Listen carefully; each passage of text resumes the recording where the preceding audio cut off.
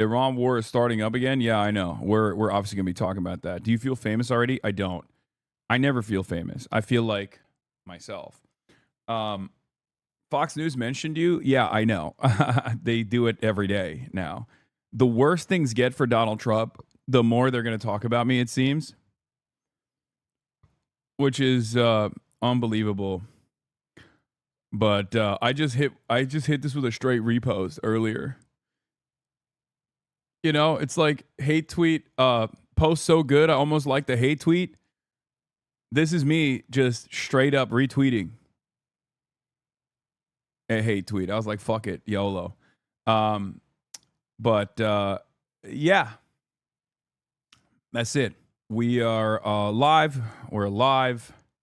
Obviously, I'll talk about that stuff that Fox News is posting. Fox is posting my W's. But is this good for you and your message? Yes, it is.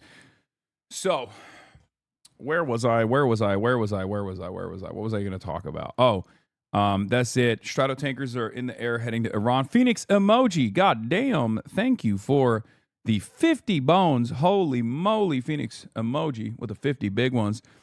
Yeah. What is this? This loser has never done a damn thing. Oh, the pod save bros are morons. Yeah. Centrist liberals haven't stopped their conquest. Their unlimited conquest. They're so mad. They're so mad. Haas, the EF counter in the title has been off by 1 for over a week. Is day 45. Haas doesn't change my titles. No one changes my title. I change my titles. Here. Okay, it's day 45. All right, calm down. Epstein Fury day 45. Let's blast off. I got the blast off meme with the Pope. Don't worry. I got it. I'm going to post it. Okay, I'm going to post it. Victor Orgon in New York City. Trump loses Wall Street Journal case. Trump offends God / Pope. U.S. Hormuz double block. Situation monitored. EF day 45. Get in now. Twitch.tv / Hasanabi. Bro, how is your old self not tired from traveling so much? I mean, I am.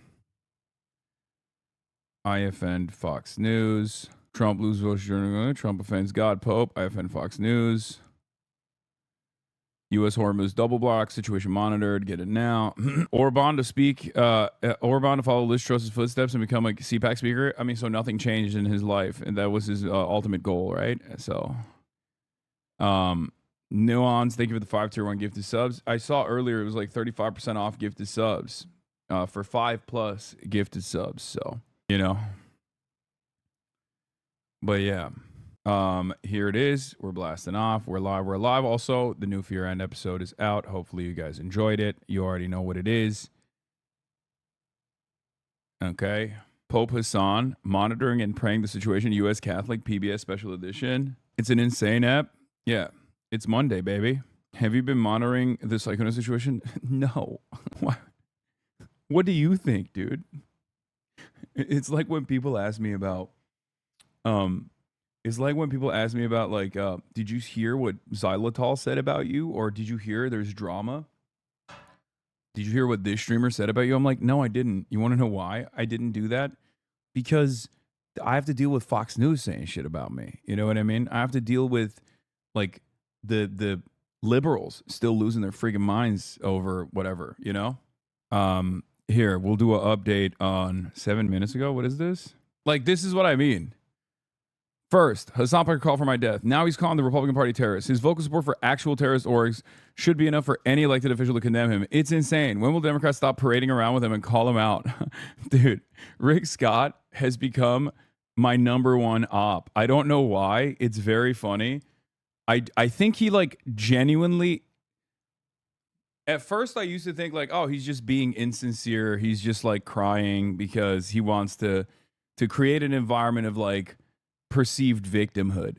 Now I unironically think he actually is like upset. Like he actually is. It's not even a joke. Like I think he sincerely is sad. Beulah Jr., thank you for the 25 gifted subs.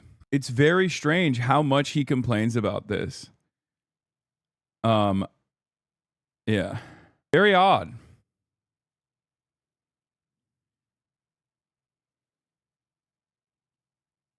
But anyway, Rick, 1.7 billion fine, Scott. True. All right, so that's the blast off. Let's get into the Chinese netizens as always. Let's Jay Shlia James, thank you for the 20 tier 1 gifted subs. Once again, it is 35% off gifted subs, 5 gifted subs or more. You already know what's up. You already know what it is, ladies and gentlemen. But yeah, we're live. We're alive. And I hope everyone's having a fantastic one on this glorious day. Let's get into the Chinese netizens who apparently really appreciated my memes. Me looking at the memes of Don Zhu. Though the chariot has locks, its master remains unseen. Add more locks, and the hearts of the people will return. The later records of understanding, volume 2, the revival. When it comes to memes, we're the ones to watch. If the internet weren't segregated, we'd fry foreigners' CPUs. Lately, Tang Zi's Art of War and America's Century of Humiliation have become viral memes overseas. JD Pon stands for joint dictatorship of the proletariat of oppressed nations. JD Pon Don is somewhat similar to Trump the nation builder.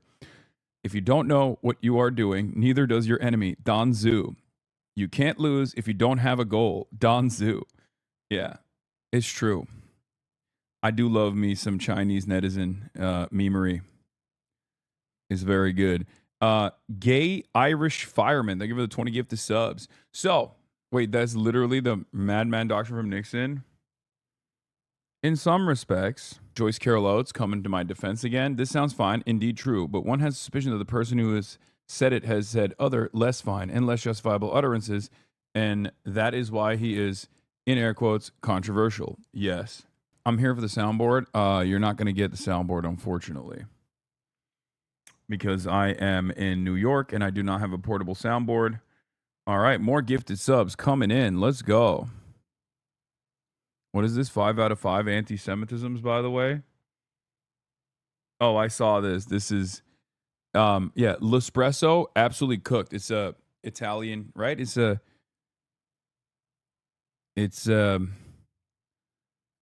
Italian magazine. It's an Italian leftist magazine. L'Espresso.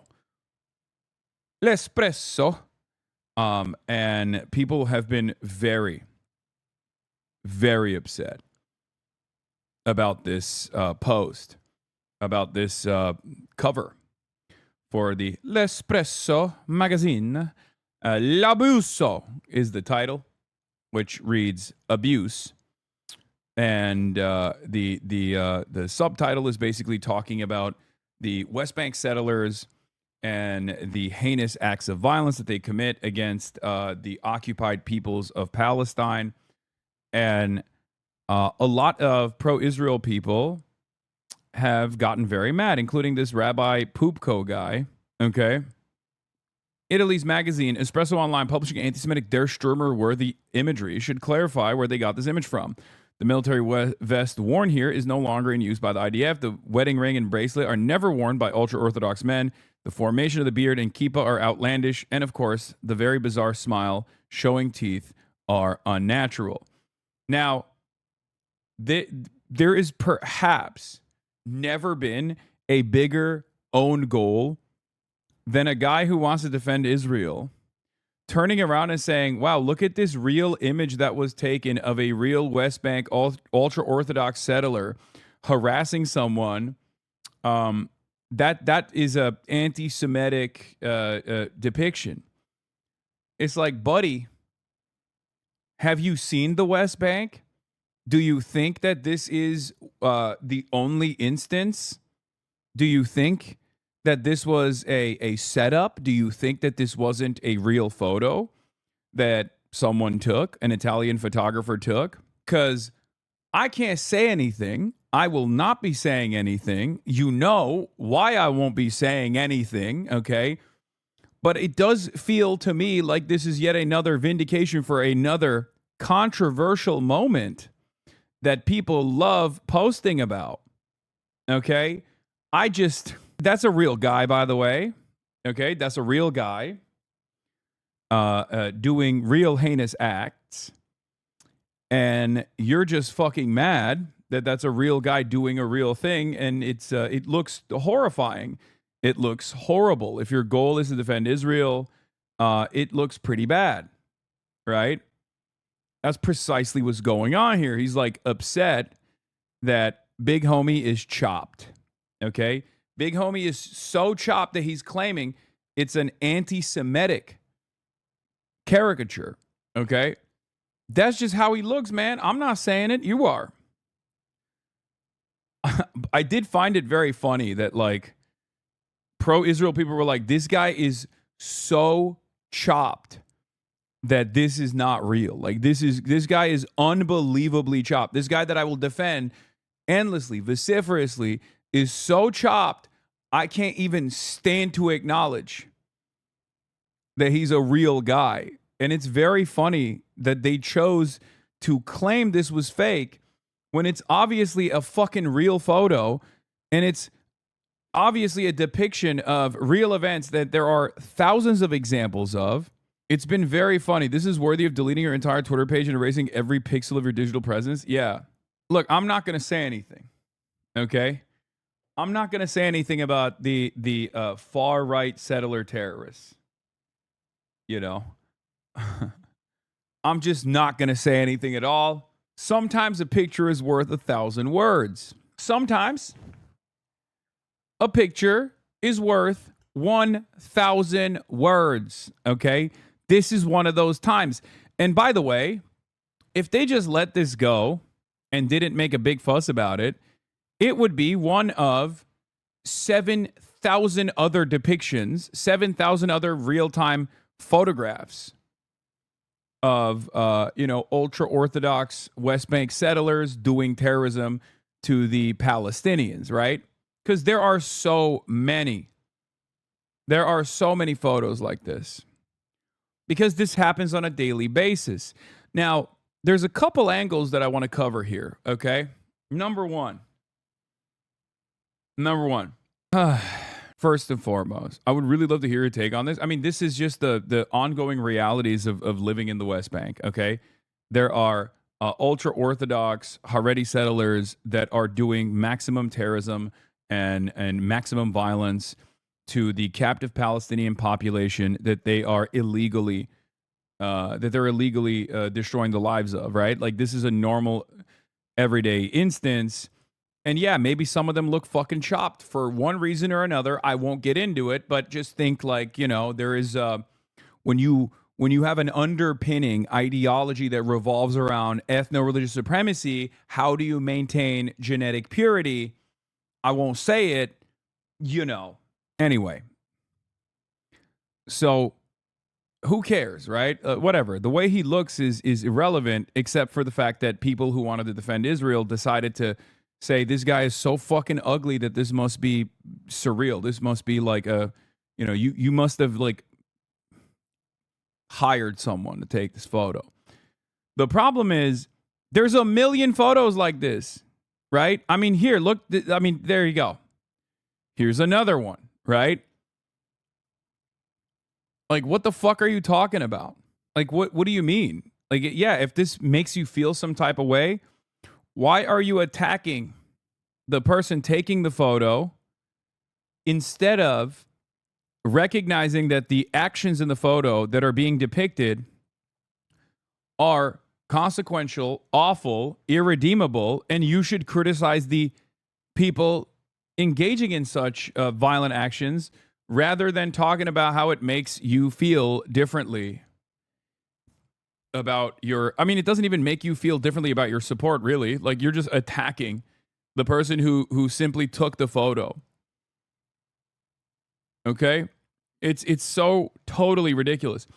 However, one of the things that I also want to mention, and this was Jasper Nathaniel's assessment, for those of you who don't know, Jasper Nathaniel, friend of the show, friend of mine, wonderful guy. He went to the West Bank and he actively covered the pogroms that were taking place. Jasper is Jewish himself, from New York, wonderful guy.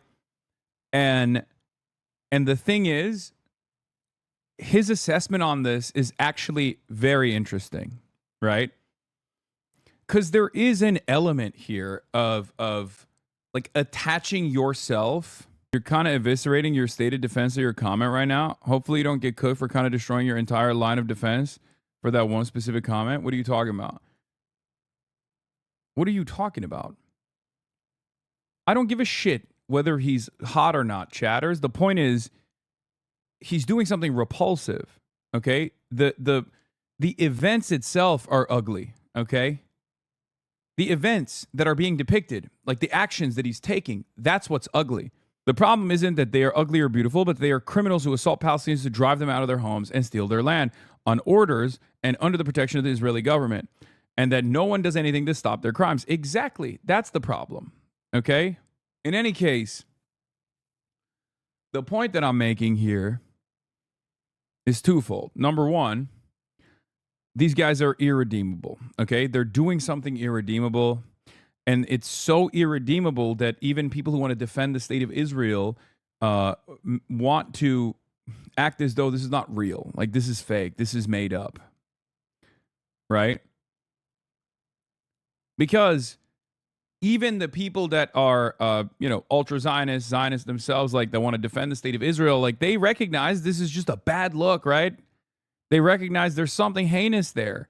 And they can't defend it. There's something indefensible there, so they just have to close off their minds and assume that this is not a real person, that these events don't happen with regular frequency in the West Bank. They'd rather close their eyes to that reality.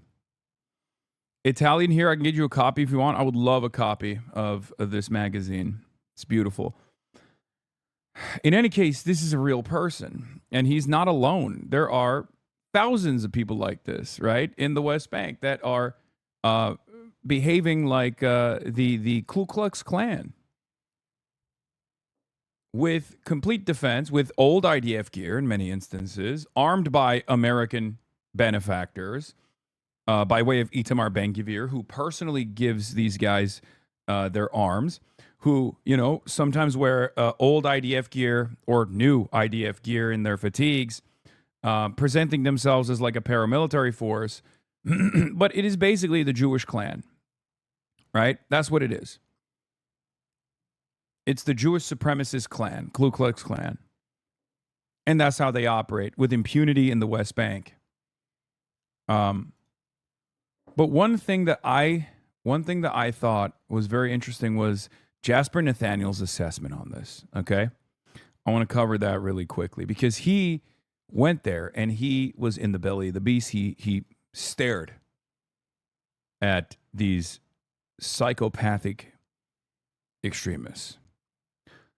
And one of the things, as a Jewish man, one of the things that he found rather interesting was this. What a lot of people are not understanding is that this man wants to be hated for being Jewish. Do you see the problem yet? Okay? This is something that often is overlooked, because we only have the capacity to analyze what's going on in Israel, not from the perspective of Jewish supremacy, Jewish supremacist values, which this person perfectly personifies and demonstrates every single day, that he is doing these kinds of heinous actions. But we look at that from a Western lens, where historically Jews have been marginalized, victims to pogroms, the Holocaust.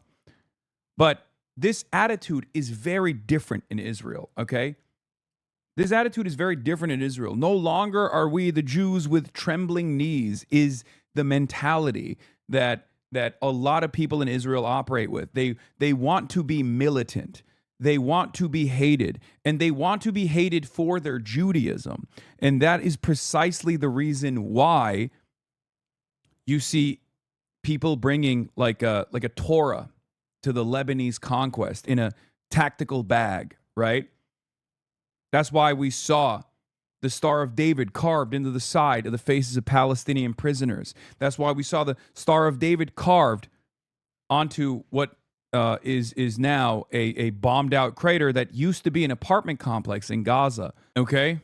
These guys want you to know that they are doing Jewish terror. Not you in the Western world, because they don't care about our perspective at all. Because in some ways, it's no different than ISIS. Like, ISIS doesn't care or have consideration for like Western approval, right? And neither do these guys. Those who are in support of Israel that live in the West, they care, right? There are, I'm certain, plenty of people, liberal Zionists, that live in Israel who also care, because this makes it infinitely harder to maintain maximum support from the Western world that Israel desperately needs to carry out its exterminationist operations. But these guys are at the tip of the spear. They don't give a fuck about being liked. They don't care about the PR. As a matter of fact, they wear it on their sleeves. That's precisely the reason why they will draw the Star of David on the sides of Palestinian homes, in Palestinian villages, in occupied Palestinian territory in the West Bank, before they blow up those houses, before they throw Molotov cocktails at those houses, before they kill the livestock, before they do heinous acts of violence, before they do pogroms to the indigenous Palestinian population.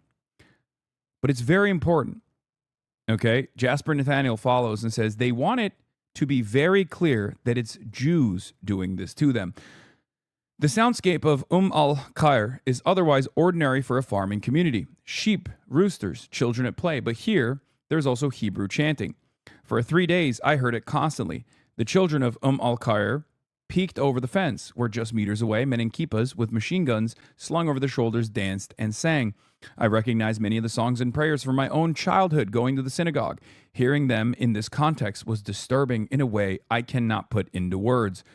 What it must do to a child's understanding of Jews doesn't need spelling out. The people are proud, strong-willed, determined to remain, but they know exactly what they're up against. Reminded of it every minute in several directions. Giant stars of David jut from the ground or are mounted on rooftops, lit at night like flaming crosses. Okay? The view from neighboring Zuwaydin, where a settler brought a flock of sheep to graze on the village's land. You see that? It's so fucking obvious to anyone with a brain that the state of Israel and the Jewish institutions that refuse to break with it are the biggest drivers of anti-Semitism today. So tired of anyone pretending otherwise. Okay? That's it. There is an attitude. There's an attitude on that side of the world where this is almost a holy crusade. It's antithetical to how Judaism has operated throughout history for much longer than Israel has existed, obviously, thousands of years longer than Israel has existed. Israel's only been around for 80.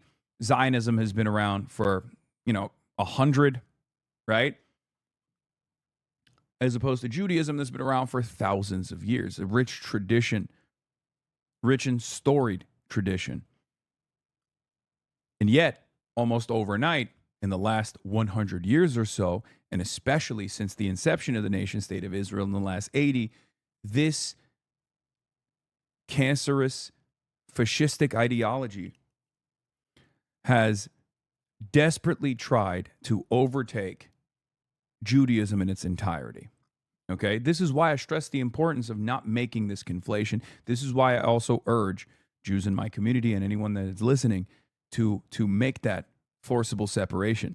Because when you get tied to guys like this, guys that are utilizing Judaism in this offensive manner, it is no different than if every single Christian turned around and said, the Klan posting outside of black and brown homes and lighting a cross on fire is the truest expression of Christianity. That's precisely what this is, because that's exactly what they're doing. Okay? That's exactly what they're doing. So you can get mad at me for the language that I use when referencing some people like this all day, every day. But the reality of the matter is the real harm is still taking place, and most people see it. And the more you try to attack the messenger instead of understanding the message, the worse it gets for you. But yeah, as Jasper Nathaniel says, these guys want to be hated for being Jewish. They want the expression of Judaism to be this rage, this heinous violence, this unchecked, unlimited violence. Do you understand? It's supremacist, It's fascist, and anyone who defends it is, whether cognizantly or unwittingly, defending fascism. Okay? It's like Al Qaeda or ISIS portraying themselves as the true face of Islam. Normal, sane Jewish people should be disavowing these settlers at every turn, the same way normal Muslims have to constantly disavow Al Qaeda. The difference is normal Muslims do disavow Al Qaeda. The problem is there is no visible Islamic institution in the Western world that like rode for Al Qaeda or for ISIS. That association, that false conflation was happening in the media to justify the violence that Muslims were being subjected to, both in their home countries by Daesh, Al Qaeda, Salafist militancy, jihadist groups, ISIS, ISIL, and the like. But then also, it was a false conflation designed to justify the global war on terror and to justify the surveillance apparatus, the surveillance state apparatus that was designed to constantly surveil Muslim communities in the Western nations, and maybe even deny them habeas corpus, deny them their due process, deny them their rights, and unjustifiably lock them away, ship them to Guantanamo Bay, and torture them endlessly. The difference, however, is that while Jews are not of the same mindset when it comes to West Bank settlers or even what Israel is doing, whether it's a genocide or not, right? The groups that say they care about Jews, the synagogues that fundraise for the IDF, Jewish institutions that on their front-facing communications will actively defend the nation state of Israel every step of the way, they are unilaterally tying you, if you are Jewish, to this nation state. They are tying your religion to this nation state. And as Ezra Klein correctly pointed to yesterday in the piece that he wrote, defending me, saying Hassan Piker is not your enemy, you are teaching people a very dangerous lesson. You're teaching people a very, very dangerous lesson when you tell them, as Jewish institutions, when you tell them, as Jewish institutions, you care about Israel, okay? You are teaching every American that there is this universal support among the American Jewry for the actions of Israel, no matter how heinous it is. Okay? This is Nazi shit. That's it. Why did Israel think this guy's fake? I've seen many documentaries of the Gaza Strip, and the Israeli settlers look just like this. I mean, the reason why is because it's so... A picture tells 1,000 words, and it's so, like, symbolic. It looks so irredeemable. The actions are so gross. And he obviously doesn't look good either. So it's virtually impossible to defend that. It's impossible to defend that action. It's impossible to defend everything that you see in that moment. So you just choose to act as though it's not real, right? It's easier to just go, I can't defend this, so I'm just going to act like this is not a real thing that took place, right? As though this is something that doesn't happen all the fucking time. In any case, RNC research is still up my ass. Obviously, we'll get to all of that. Holding a whole people responsible for the actions of a country that would open up the gray area floodgates for like us being charged for Trump, more BS or less. Yeah, buddy, I'm not the one doing that. I'm actually warning against that. How is that difficult to fucking comprehend? My argument is, why the fuck are you letting your institutions in the United States of America ride unlimited, ride and offer unlimited support for the nation state of Israel, but is doing heinous Nazi shit? You are teaching everybody that you only care about that, even if you personally don't. You have to make a separation, right? You have to make that separation personally, and you have to let it be known. Because if you don't make that separation personally, if you can't rid yourself of whatever your own personal feelings are towards the nation state of Israel, you are allowing these Jewish institutions that masquerade as Jewish institutions, but simply are institutions of Israel that are singularly focused on defending the nation state of Israel, oftentimes teaching people that any critic of the nation state of Israel is actually an anti-Semite, teaching people the wrong lesson, teaching them that there is dual loyalty here when that's not the fucking case. I talked about this extensively with Jon Favreau in that long conversation that we had that just got released yesterday as well, right? Meanwhile, here's RNC Research also freaking the fuck out. So awesome. Anytime I say some shit, these guys lose their minds over it. It's great. Pod State Bros are fucking morons, this guy says. Julius Hernandez, policy nerd, campaign operative, former director of advocacy, pragmatic and progressive, right? He's very mad at the Pod Johns highlighting what I have to say and actually offering me a platform to correct the record or to educate people on like what I truly believe, especially at a time when there is a lot of nonsense out there in the ether, right? And it's so funny that they just like, these guys will never fucking give up. They keep saying, all right, enough talking about Hassan, but they never actually stop. Trey Easton, the Democratic Party is so right-wing that Liz Cheney didn't need to ask Kamala to change her positions in order to endorse her, or something you say after smoking crack, right? Like, I thought that they were done, but it turns out they're not done. It turns out they got more smoke. Here's Jeremiah Johnson, one of my number one ops, saying Hassan is pro-authoritarianism. He's illiberal. He hates democracy, blah, blah, blah. He doesn't want to, like, kill every Chinese person. So clearly, he means he doesn't want a nuclear first strike the Three Gorges Dam. We have to fucking cancel this person. That's pretty much what Jeremiah Johnson's attitude is here. Okay? It's so fucking stupid. They're leaning into pre-existing, oftentimes reactionary attitudes that Americans harbor in their hearts about foreign adversaries.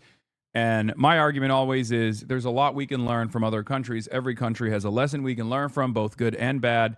And China certainly has been able to develop so profoundly over the course of the last couple of decades that there is a lot to learn there as far as good governance goes, right?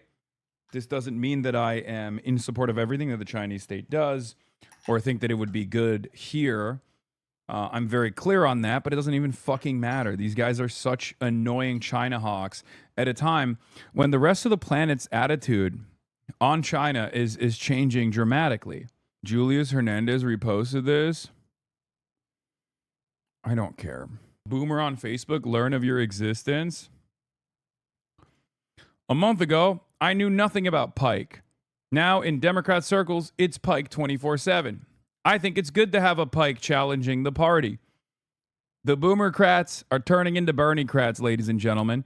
You are too anti-China. I am not. I think I'm sufficiently promotional of good things that China does, and also sufficiently critical of things that China does that I think are not replicable here. You understand? Hassan Pike, baby. Do we have a blast off meme? Or not a blast off meme, sorry. I blasted off already. Do we have, what am I talking about? Do we have the Macy's playlist? This guy looked at this 2-minute clip and lost his damn mind. Let's take a look at what the clip featured. You said you wouldn't vote for Gavin Newsom against J.D. Vance in 2028. Yeah, and you vote third party. I mean, I don't even think that's going to be a problem. Well, but like a lot of people, including people who share a lot of your critiques of the Democratic Party, hear that and think like this is the problem. You know, when the stakes are concrete, like a Vance presidency, another 4 years of what we're living through. You know, the people who say they're building a movement would, like rather preserve their own power than, do what winning requires and, hold your nose and vote for what you believe would be the lesser of two evils. Like, how do you respond to that? I want the Democratic Party to treat me like a never Trumper. I want the Democratic Party to treat me like a triple Trump voter, okay? Because it turns out that's all they're tuned into. So if what it takes for the Democrats to turn around and be like, wait a minute, we're losing this guy, we have to win him over again or whatever, instead of just like taking my vote for granted as they've done so over and over again for the left flank, then, I'm going to say things that may or may not end up being true, but it doesn't matter. We're so far out from the election anyway that it's like I'm just saying, look, now is your opportunity to find a good candidate instead. But you see, as we head into these, that like after what we've lived through these last years, the stakes and the stark difference between even a Democrat who you and I might find not up to par, to say the least, versus Vance or whoever the fuck they put up. Of course. I mean, I hate Republicans. I oppose them. I I say that all the time. I think that the Republicans are far more damaging. The biggest terrorists, the biggest domestic terrorists in this country, the biggest terrorist internationally is the Republican Party. And not only that, but it's just like I want to fight against the growing fascist movement in this country. My frustration with the Democrats is their conciliatory attitude towards that and their lack of investment in this struggle. This idea that, you know, on the one hand, you say Donald Trump's a dangerous force. I see that. I recognize that. But then you turn around and you take on his anti-immigrant narratives and anti-immigrant messaging from the 2020 election that you won and decide you're going to be the sincere candidate that ends up, dealing with the growth of migration in this country. It's a failure. If you were serious about being an anti-fascist, if you were serious about combating these forces, you would take it more seriously. Yeah. He got so mad. Like, imagine being a Democratic operative, hearing this statement, and then being upset about it, being offended by it, so much so that you actually attack the guys who are simply having this conversation, the Pod Johns, right? I got the playlist. Thank you, Themasius. Pod Say Bros are fucking morons, writing off Obama's name for years and now bringing anti-Semitic dirtbags like Plattner and this loser who's never done a damn thing or even worked an election to try and tell our party what it should do. Spare me and shut the fuck up. Mike from Pennsylvania says, you lost, LaMaFeal. Owned. Meta-analysis of Ezra Klein, John Favs, Hassan the Hun. Klein and Favreau have corporate megaphones built for them by money. Piker built his own megaphone. The corporate megaphones realize they must acknowledge the independent megaphone to stay relevant. That's a big power shift. I mean, I don't have as critical of an approach here as David Sirota, but the reality of the matter is there are at least some forces in the party who sincerely want to win, and they understand that they have to change certain strategies, right? They have to change certain strategies, and part of that is to lean into their base. Part of that is to be unafraid. Okay? They have to do that. Like, Republicans are so they're so gross. Right? Republicans are so gross and so unapologetic about their repulsive ideologies. Why can't we be unapologetic about our good ideologies, our good worldview? It blows my fucking mind. It doesn't make any sense. But of course, what are the new liberals doing? This dumb nonsense, okay? These guys are the number one left bashers. Your vice chair called on Trump to murder her political opponents less than a month ago, and you still haven't done anything about it, says Carl Bayer. It's just so insincere, and these guys are so motionless. It's kind of funny that they still do this. Like, they're trying to eat off of this, right? They're trying to eat off of the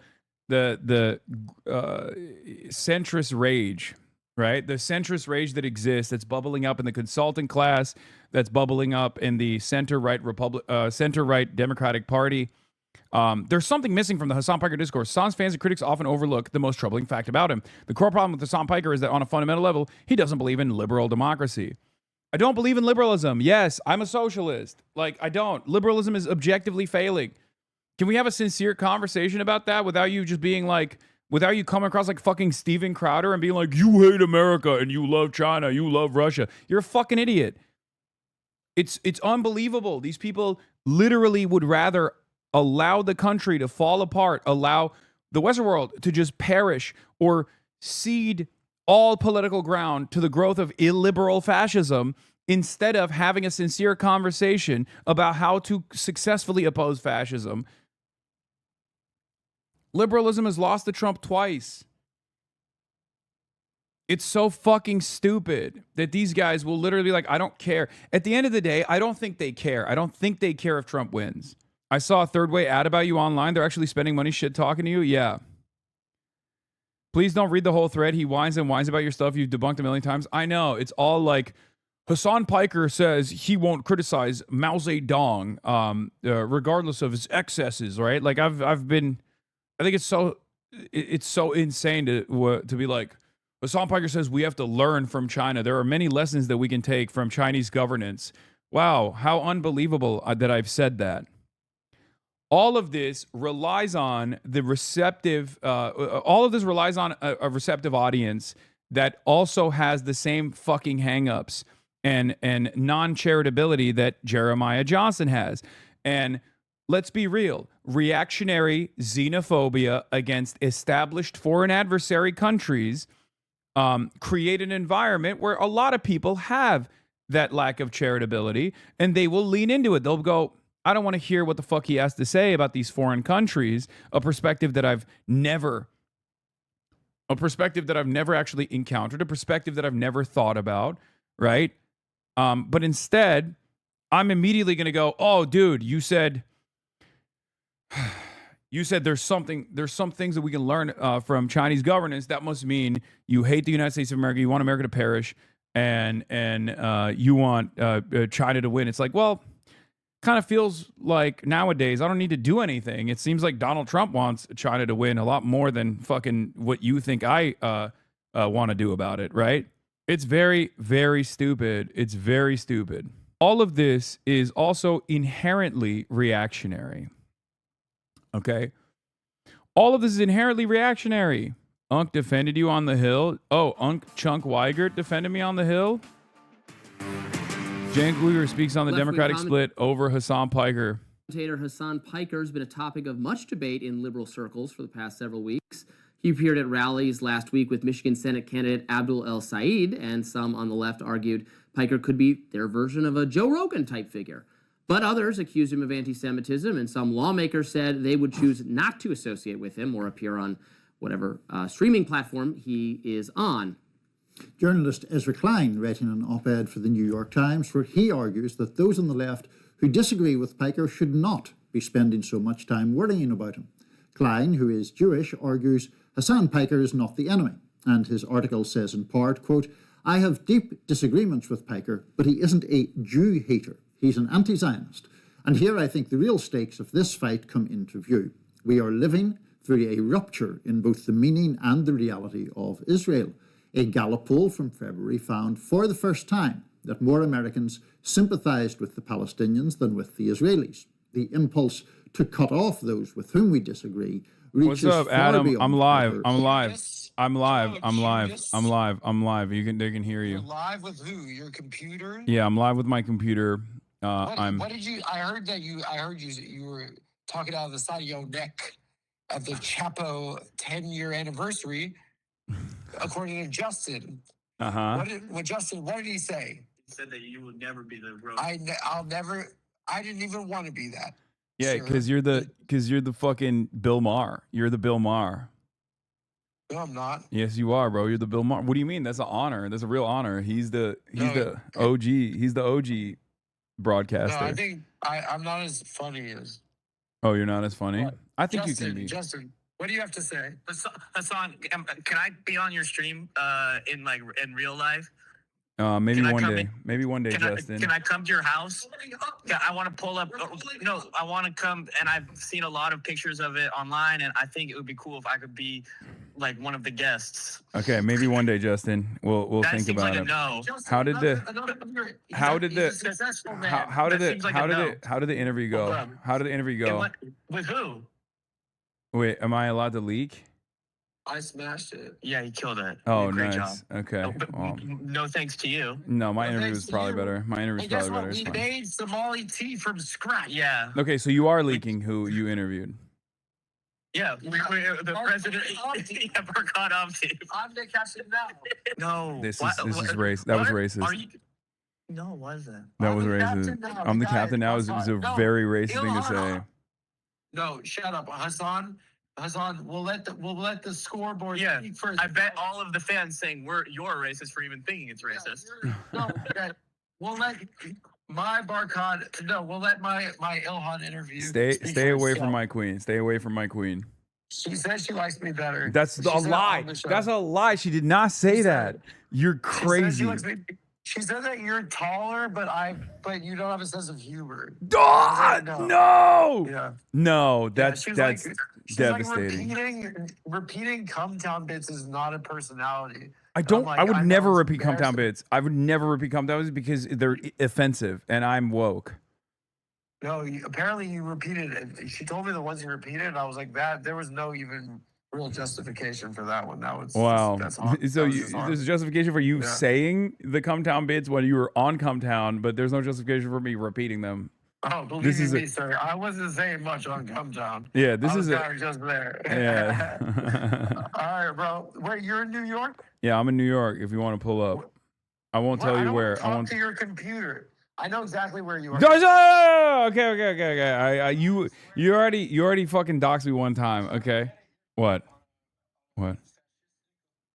What? I'm trying to get on a fascistic podcast. Yeah, I did You're Z-Way. trying to chill with I did. Curtis. What's his name? Curtis Yarwin. You're Yahweh. the number one. The Curtis Yarwin, the number one donor to the Adam Friedland show. Oh shit! Was I not supposed to leak that? No, we don't do. We do Yeah. ads. We don't do donations anymore.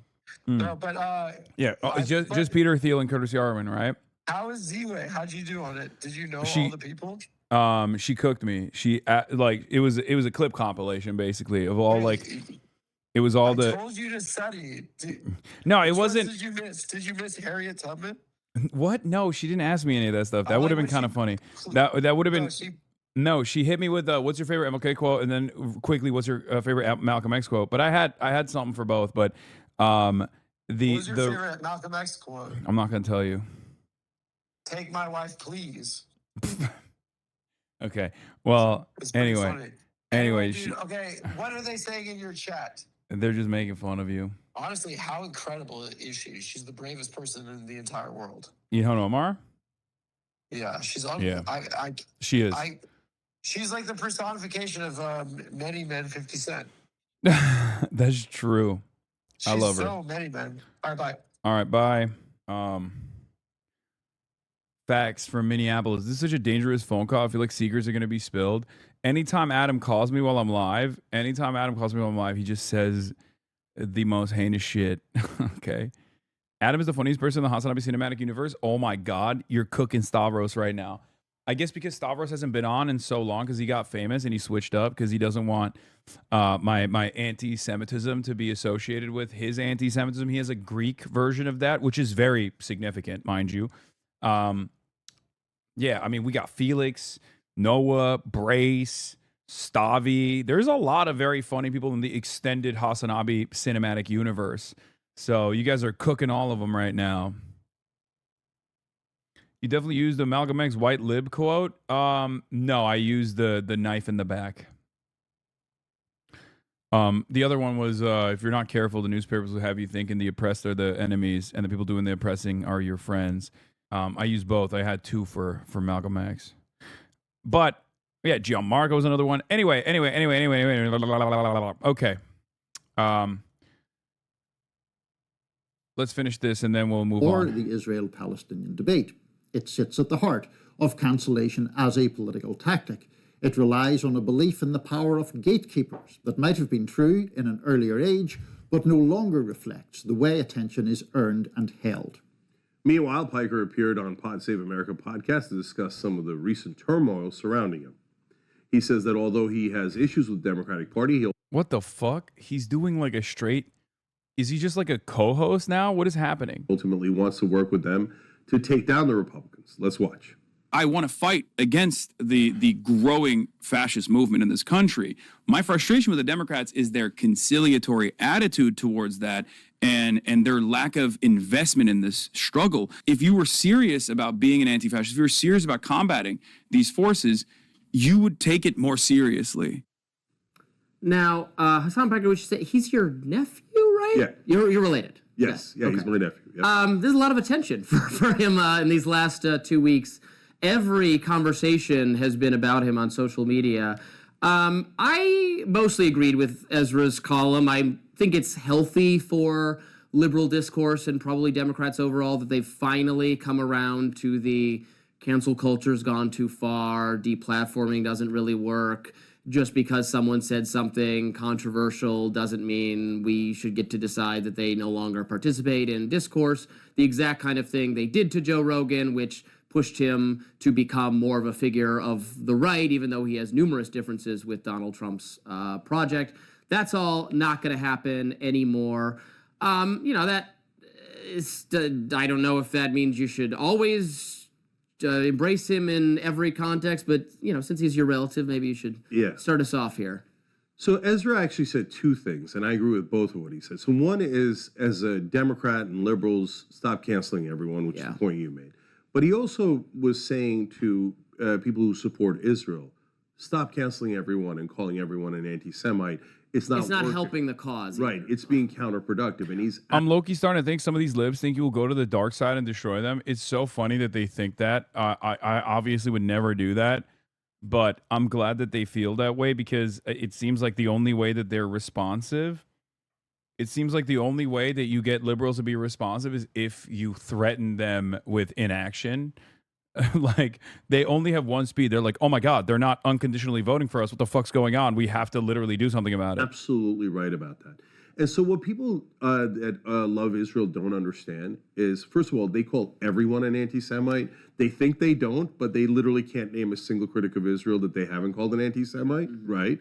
And so, and in their fantasy minds, they're like, well, I suppose you could say that it was rainy in Israel and I won't call you an anti-Semite, but anything else, trope, right? It's like, and so, number one, most of those people who are criticizing a government, like you'd criticize the Turkish government or the Canadian government, but now all of a sudden they're being accused of hating Jewish people and they're being viciously attacked. Guess what's going to happen? They're going to actually start saying, hey, wait a minute, why are these particular people attacking me super unfairly? It's going to increase anti-Semitism, and that's actually super obvious to anyone who isn't maniacally biased. I agree with that, and I've been very clear that I think some of the accusations of anti-Semitism against Hassan Piker... Here's a but coming, but you can't possibly argue with these choice quotes, like... Everyone that always says this will immediately hit that with a but to be like, but don't you feel like these are anti-Semitic? And then you're asking a totally uninitiated third party that probably doesn't know the context to like defend the worst snippets. It's just like the same exact game that you're playing that Ezra Klein was disavowing in the fucking article, while you're simultaneously claiming you're anti-cancel culture and also that you agree with Ezra Klein. Okay? It's so funny. It's just like such a ridiculous thing to do. Here, let's see the but. Other people are unfair because I asked, well, how do you back that up? And then it's just disagreeing with their criticism of the state of Israel or its government. So I agree with that. However, I think there is a particular, again, to play devil's advocate, this is a debate show, there is a particularly harsh rhetoric and condemnation on the Israeli government, which is fine by me. I disagree with the Israeli government too. That is not given to any other government ever. No. And it's not, including by, Hassan Piker, who was not true. in China and said, well, I don't really know. Yeah. Actually, Robbie, we like them, and it's not, and it's okay. No. That's just BS, victim ideology by the Israelis. Like, oh, we're the victims. No. You're the guys who just murdered over 70,000 people. Thank you. Oh, he is not putting up with that shit at all. He's like, nope, we're not playing that game. That's Unk, baby. That's Chunky Weigert right there. That's Unky Chunky, dude. He just said, nah, not playing that game. Not happening. Destroyed all of Gaza. You're the people who just displaced 1 million people from southern Lebanon. You're not the victims. Stop pretending like you're the victims. Not the victims. Deeply annoying to everyone and preposterously false. And so look, no, Robbie, let me address what you're saying, because it goes to their victim mindset. Oh, they're only criticizing Israel. No, look, we can't stand what the North Koreans are doing to their own people. Right. We're named after the Uyghurs. We're not Uyghur Turks, but we're named after them. And so I can't stand the concentration camps that the Chinese have set up for Uyghur Turkic people in their country. Right. And we talk about it, and I've had representatives of the Uyghur government in exile. We talk about all those issues. But it's very admirable. I applaud you for that. But we don't fund the Chinese government. We don't fund the North Korean government. We fund the Israeli government. I didn't fund a genocide in Sudan or anywhere else, but unfortunately, money was taken out of my pocket to fund a genocide in Gaza and now in Lebanon, and now we're funding a war in Iran for no reason. So don't tell me that Israel's the special victim. No, Israel is the special beneficiary of endless funding and endless wars, and the entire country is sick of it. Let me just get in here briefly, because broadly I agree with Cenk's point. And earlier in the show we were talking about media coverage of that conflict. One of the things that frustrates me a lot right now is the people who are brought on to most mainstream cable news shows to argue against Trump's position on Iran are often the Democratic-leaning architects of the absolute catastrophe. By the way, this is the calmest I've ever seen Jank on a panel, especially on a panel where Israel is being defended, even subtly or not so subtly. I feel like lately, every time I see him on a panel and someone says Israel, he loses his dang mind, which is understandable. I mean, the atrocities are unthinkable. They're endless. The defense of said atrocities are often uncontested and very frustrating to experience over and over again. So I'm glad that he was able to, be a little bit cooler on this panel. This is the coolest I've ever seen him be. That happened in Gaza. People like Jake Sullivan, people like Brett McGurk, all these people who were extremely supportive of what has been a bipartisan slaughter in Gaza. So that's obviously a problem. Then you have the idea, which I think Ezra Klein is right about, to say the constant charge of anti-Semitism does in fact hurt the cause, because it does end up saying, if you're criticizing Israel, you're criticizing Jewish people, which is not true, right? Separate from all of that, I have always said on this show and elsewhere that anti-Semitism of course exists, that it is of course as gross and horrendous as any other form of prejudice. But the reason for that sea change in American opinion isn't because anti-Semitism has miraculously bubbled up out of nowhere. It is because a very large number of people, regardless of where they stand on the conservative or liberal spectrum, find the behavior of the IDF, particularly in Gaza and now in Lebanon, abhorrent. Well, and this is why I am, I'm putting up no resistance. I want to stop funding Israel's defense. I'm for canceling all foreign aid. I'm for canceling all foreign programs. I'm for shutting down our entire government. I'm a libertarian anarchist. So I agree with that. What? Completely. I thought this guy was right-wing. It's just that, and again, some of these people... I guess you can be a right libertarian anarchist as well. Anarcho-capitalist. There are critics of the Israel Project that do evince anti-Semitism, not the ones we've mentioned so far in the show today, but Candace Owens is, or at least she's deranged, I think, in the things that she says. Yeah. I mean, she says her best friend dies, and she says, or implies heavily that Israel killed him. There's no evidence, not a shred of it. That makes people think you harbor... I agree with that. Or insanity or something. Yeah. So I don't know about that particular example, but I do agree with you generally, which is that, like, for example, when Candace jumps the shark and starts talking about Talmudic Jews, no, now you've crossed over to anti-Semitism. She's tweeted a picture of Jewish people in New York, say, "Is this what you really want, America?" Things like, she did not say that, do that exact thing, but something along those lines. So look, and then Nick Fuentes, when he talks about Jewish people, is being anti-Semitic, right? So, but this is, like the Jesse Smollett situation, where the false charges of racism do more damage to actual racism. Yes. But this is like a nuclear case of it. It's this they're not saying it just about Fuentes or Candace Owens' particular comments. They're saying it about every critic of Israel. So it's like Jesse Smollett on steroids. Anti-Semite, anti-Semite, anti-Semite. Everybody's an anti-Semite until people get sick of the people making the anti-Semite charge. So Ezra's basically almost like a canary in a coal mine going, hey guys, we're running out of oxygen here, right? This is mental. We're just distancing every potential ally, everyone who might listen to us, everyone who's open-minded. We're calling everyone anti-Semites until we're making them anti-Semites. Get out of your, ironically, I agree with Ezra's positions more than I agree with Haas's positions.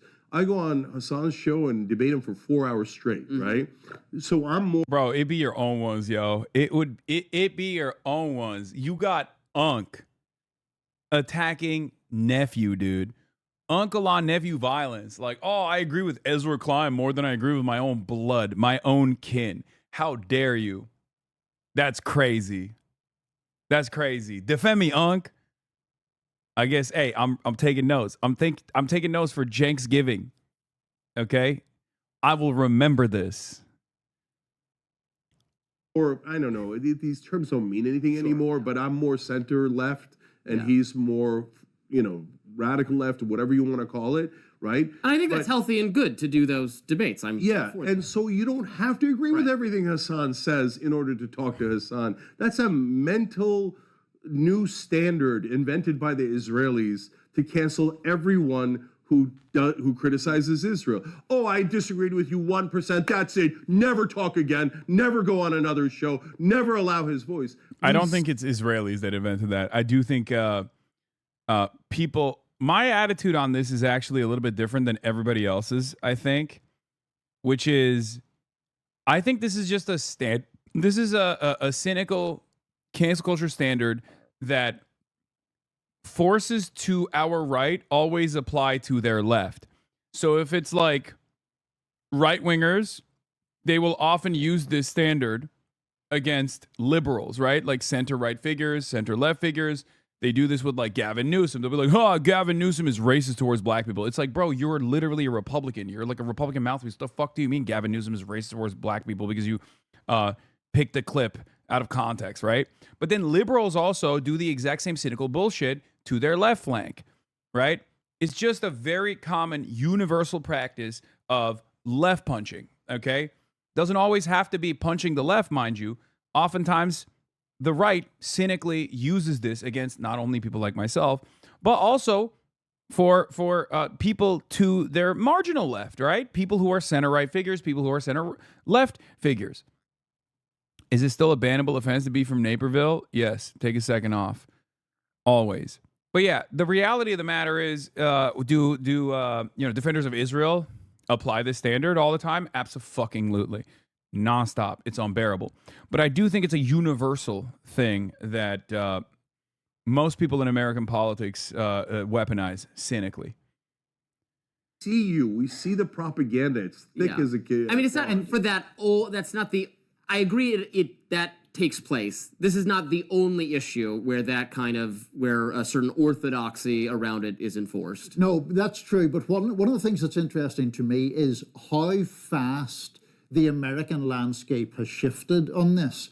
At the start, in the immediate wake of October 7th, the Israelis launched into Gaza and dropped thousands of bombs in a very short time. And people like me were critical of that. In Ireland, that is a very normal position. That is where, for various historical reasons, the Irish sympathise with the plight of the Palestinians. And when I was saying those things here in, I don't know, November of that year or December of that year, it was people at the right coming at me saying, you're supporting Hamas, terrorists, anti-Semites, and all the rest. Recently, I am surprised when I talk on that issue how much cross-ideological support I get, because I think the constant knee-jerk reaction of calling people anti-Semites. It's gotcha virtue signaling. I saw it so much when I was working as a private chef for wealthy people in Florida. They would weaponize the virtue of their ideological opponents all the time. It's so fucking obnoxious. Exactly. It's the same principle as like, I am creating a false standard that you do not apply to yourself, and then I'm holding you accountable to that false standard. Like, I've never said, I want people to have certain liberties, certain freedoms, and autonomy in their workplace, okay? That doesn't mean people can't have nice fucking things. Obviously, there's excess, but there's a certain standard of freedom and financial security that I think everyone should have, like a base level of material equality that every good government is supposed to create for all of their people, okay? But then people turn around and be like, well, you have a nice car, you wear nice clothes. Socialism, but wealthy. And it's like, dude, you apply that standard to me, okay? No one in my community applied that standard to me. There's no historic relevance to this standard. It is a cynical, reactionary framework that people are expected to operate in, and it requires the audience that is hearing that message to be receptive to that reactionary framework. And luckily for a lot of these people that do launch this accusation, many people do still operate with this like false standard, right? Many people still operate with this false understanding. So they hear it and they go, duh, that does make sense. It's hypocritical. That's what it is, right? That's all it is. It's hypocrisy baiting, hypocrisy fishing. That unfortunately even self-identifying socialists and leftists sometimes lean into without realizing that it's like an idiotic argument. It's nonsensical. Okay? Inverse of that doesn't work either, right? Nobody fucking turns around and says, oh, we have the fire department, you know? Some people try to do that, but it doesn't work. It doesn't have the same prescience, doesn't have the same salience.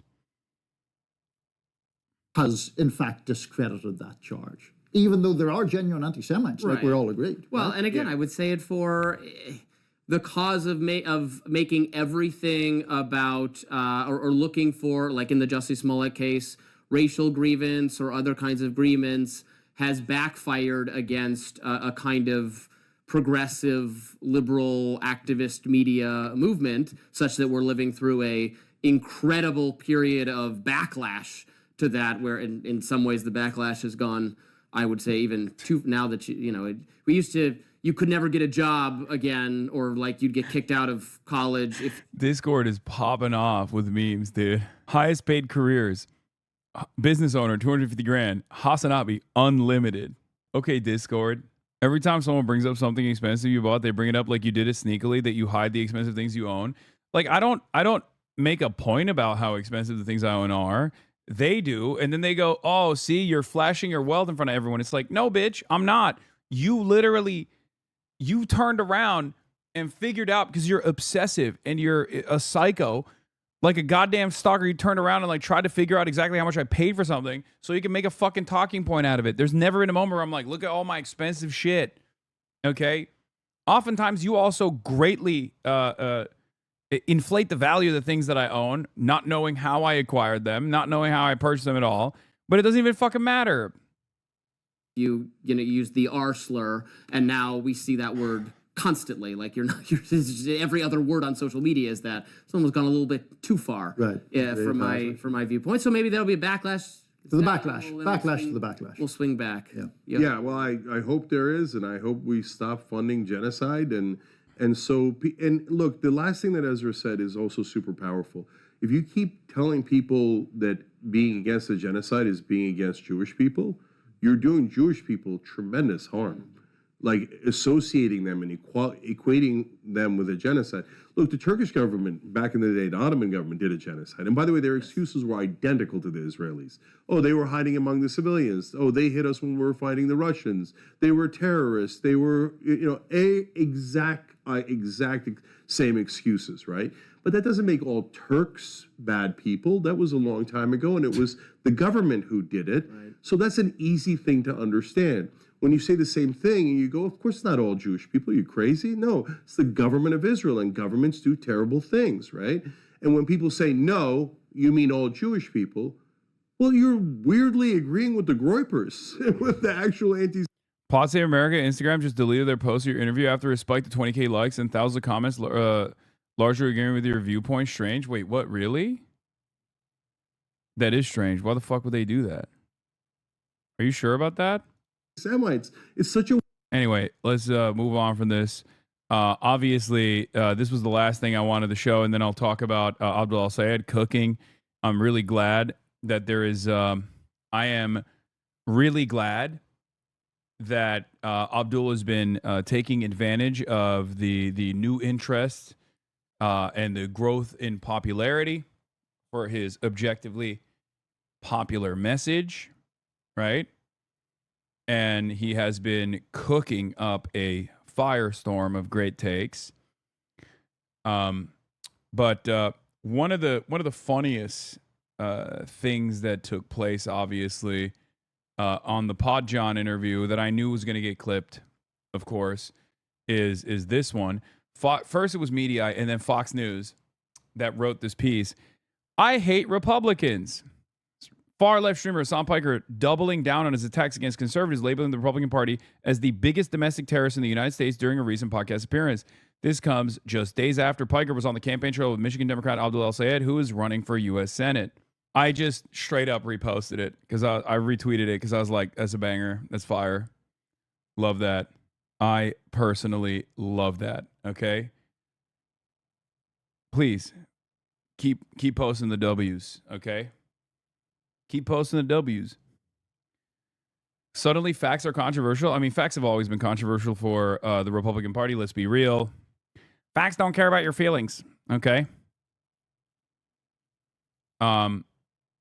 but it's great. It's great when Republicans cry about this shit. Specifically, obviously, Rick Scott, doing the pro-Israel slant. Turkey continues to side with terrorist regimes and countries that chant death to America, threatens our allies. Erdogan should tread very carefully. America stands with Israel. This after Turkish President Recep Tayyip Erdogan, also known as Erdogoat, okay, on Sunday accused Israel of carrying out atrocities against Palestine and Lebanon and threatened potential military action against the Jewish state, similar to its past interventions in Karabakh and Libya. Okay. Erdogan coming out and saying, we will militarily invade you. Okay. We will militarily invade you. He won't, right? It's a NATO country. It's not going to happen. It's got American nukes, something that people seemingly forget. It's not just the Jupiter missile launchers. We got nuclear arms inside of the Turkish national boundaries. Okay. And he never means it when he says stuff like that, especially because he could quite literally shut off the energy grid overnight if he wanted to. Turkey's Fidan says Netanyahu is seeking to declare Turkey as the new enemy in his political rhetoric. Hakan Fidan is the foreign minister. He wants to be like Arakci. I don't think he has that same motion, but it is what it is. He says this would remain as Israeli state policy as long as Netanyahu stays, and other politicians on the right are pursuing the same strategy. Right? And that's precisely what's going on. They want to, once they fucking peace off Iran, if they are capable of doing so, the next target is obviously Turkey. They've made it very clear, while they simultaneously invade further and further into Lebanese territory. Israel is an unstoppable belligerent force, a rogue state, one that is capable of carrying out a genocide, one that has carried out a genocide with American political cover. This must stop. We must put an end to it. We must bring Israel to heel, right? At a certain point, it will happen. Not exactly when. Okay, who did this? Oh shit, he blockaded it. He did it. The Podjons really did delete the video on Insta. I wonder why. Anyway, regardless, here is another, RNC research clip. Obama's former speechwriter John Favreau asked Democrat spokesperson Hassan Piker if he actually supports Hamas terrorists. Favreau, when you say Hamas 1,000 times better, do you actually mean that? So my question is, when you say Hamas is 1,000 times better, do you actually mean that? Or is that a rhetorical move or like a solidarity signal? Like what? I mean, it's all of the above. I do mean it. I think it's a rhetorical move because it frustrates a lot of people. I've also said I'm a harm reduction voter. I'm a lesser evil voter, and therefore I would vote for Hamas over Israel every single time. So, yeah, great. I mean, okay. This is not even clipped out of context. Like, it's fine. I mean, the only thing that's slanderous here is saying that I'm a Democrat spokesperson, right? Yeah. I get called a lot of things, but not a liar. They're calling you Hakeem Jeffries. Yeah, that's hurtful. I get called a lot of false things, in parentheses, Democrat spokesperson. Dude, you come in here so often, you might as well buy an apartment so people shit on you more.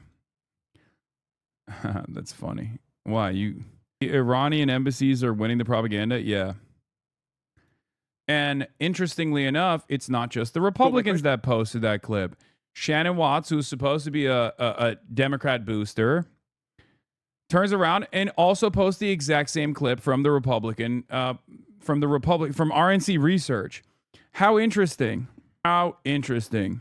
Clavicular got interview mogged by 60 Minutes. I know. 60 Minutes Australia. I did watch Tucker Carlson BBC interview. You're in this piece of Israel propaganda for a quick minute. Wait, really? About Zionism. Zionism has brought us nothing but grief. Anti-Zionism is not anti-Semitism. They have become what they most despise. Does it have a right to exist? We seek to de-Zionize the U.S. government. Catholics should denounce Christian Zionism, not cuddle up to it. Is Zionism equivalent to racism? It depends. We're living through one of the most radical technological periods. I think it's really funny that like half the people that they post on that clip compilation are Jewish as well. Like that's always hilarious. Like they will do an assortment, okay? They'll put in like people who have said very anti-Semitic things, and then they will pepper in like actual anti-Zionist Jews as well. Sam Piker is a major mainstream Muslim voice in America, sick and disturbing. What is this? This is sick and disturbing. I choose dogs. Brother, why are you fucking... This is 2 days old. Fuck Randy Fine, okay? He just wants to eat the dogs, all right? Like, what are you, stupid? Please. Yeah, they should have sent Randy Fines the Quark, the goddamn Strait of Hormuz alongside Trump. Trent, page 28, a member of the union's Party of the Left, told the News that having Hassan Piker is great for Yale's campus. Page added that it's very disingenuous to try and cancel Piker. Senator calls for government to revoke Yale funds over YPU speaker. Yeah, Senator Rick Scott wrote Friday that Yale should lose its federal funding due to the Yale Political Union's invitation to Hassan Piker, an online political commentator who suggested on a stream that Scott should be killed and is scheduled to speak on Tuesday. Senator Rick Scott called on Friday for the federal government to cut funding from Yale over the Yale Political Union's decision to host a left-wing streamer, Hassan Piker, who previously suggested that Scott should be killed. I did not, okay? I didn't. I have apologized for the language that I used because, I gave an opening or an opportunity for the Republicans to cynically present themselves as victims once again. They can keep crying, of course. They have blood on their hands. I do not.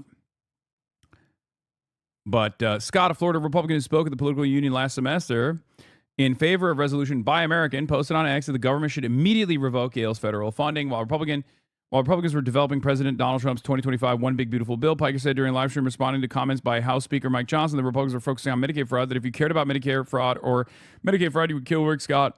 Scott was the chief executive of a hospital. Oh, dude, that's awesome. They also put the full context. Because every time an outlet lets that statement hang on its own, devoid of its context, obviously it's bad, right? Because it makes it seem like I was, calling for the assassination when that's clearly not the case. But anytime they actually put the context in it, all of a sudden everyone will go, oh, I understand what he was trying to say. You guys are literally, you're making a mountain out of a molehill.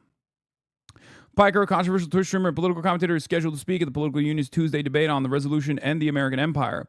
He has previously faced criticism about past remarks, including a suggestion that the United States deserves September 11, 2001 attacks and statements minimizing sexual violence during October 7th Hamas attack. This is wild. I spoke at Yale Political Union last year on why we need to buy made in America products. Now they're hosting a guy who said I should be killed, Scott wrote on a post on X.